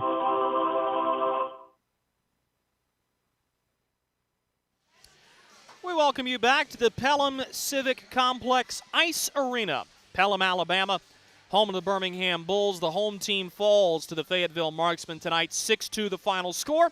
Let's go ahead and put this game on reset for you. Started quickly with a couple of penalties to the home team. Birmingham takes back-to-back minors separated by 12 seconds. Yanni Rockos for boarding, Stephen Alvo for holding. Set up 1 minute and 48 seconds of 5-on-3 power play time for the Fayetteville Marksmen. They are unable to score on the extended 5-on-3, but they do get the game's first goal. Taylor Mccoy, his first of 3 tonight, 10:44 into the first period, assisted by Taylor Best. The Marksmen would score just under 5 minutes later with Marley Quince on an assist from Carlos Forneris. And then Taylor Mccoy would add one more with 3 minutes to go in the first period on a beautiful feed from Marley Quince and Carlos Forneris. And as you can see, that group was doing work tonight. Both of those last 2 goals came after a 5-minute major penalty to Bulls captain Mike Davis for head contact, and that prompted a fight between Dave Nippard and Harrison Harper, where Harrison Harper one-punched him.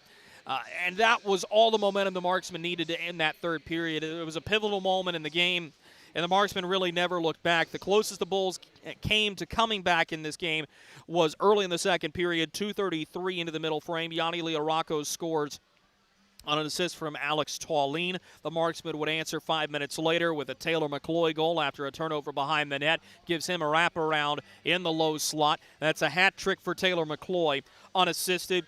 And then to end the period, Matt McNair gets a gift. What would have been a shorthanded goal if it had happened 5 seconds later is an even strength marker. McNair was the recipient of a rolling puck exiting the defensive zone. He got it, and he was gone. Made a move on Austin Lotz. That made the game 5-1. Lotz exited the contest. The final 20 minutes were played by Hayden Stewart. And it didn't start well. Just 59 seconds into Stewart entering the game, the Marksmen added one more. Carlos Forneris, an even strength marker, his second goal in as many games. And it was only made slightly better when Russell Jordan scored 12:20 into the third period to make it 6-2. Final shots on goal total are as follows. For the Marksmen in the third period, 11 shots for a game total of 39. For the Birmingham Bulls, 5 in the third period for a game total of 23. Winning goaltender is Jason Polowski. He improves to 5-1 on the season, and he's going to keep that sub 1.5 goals against average, yielding only 2 here this evening. The loss will go to Austin Lotz. He will fall to 1-1-1 on the season. He is going to see that goals against average balloon, though, as he yields 5 on 28 shots. Hayden Stewart gives up 1 on the 11 he faced. That sets the tee for tomorrow in a game that I think you're going to see be a little bit different. For the way this game started in the rough and tumble category, I still think there's another level these two teams can go to. It was scrappy tonight. There were a lot of hits that weren't called. Dave Nippard left his feet on one that got let go. There was a tie-up at center in the second period that got let go. And the Marksmen got away with just as many. This is just a good old-fashioned hockey game that comes straight out of the early 1990s, late 1980s. And I think you're going to see more of that tomorrow. Military Appreciation Night here at the Pelham Civic Center. So you are going to see a giant crowd that is going to pack this barn. And this is a Birmingham team that feeds off of their crowd. And I think that's an important distinction to make, because you are going to see a lot go down tomorrow. And I fully expect it's going to be a whole lot of fun to be here in Pelham tomorrow. We remind you that game has a puck drop time of 8:30 p.m. Eastern Time. 7:30 p.m. Central Time.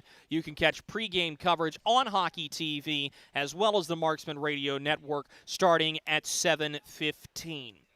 Until then, the final score from the Pelham Civic Center one last time. The Fayetteville Marksmen 6 and the Birmingham Bulls 2. Hope you'll join us tomorrow night. Until then, I'm Drew Blevins. Have a wonderful evening and good night.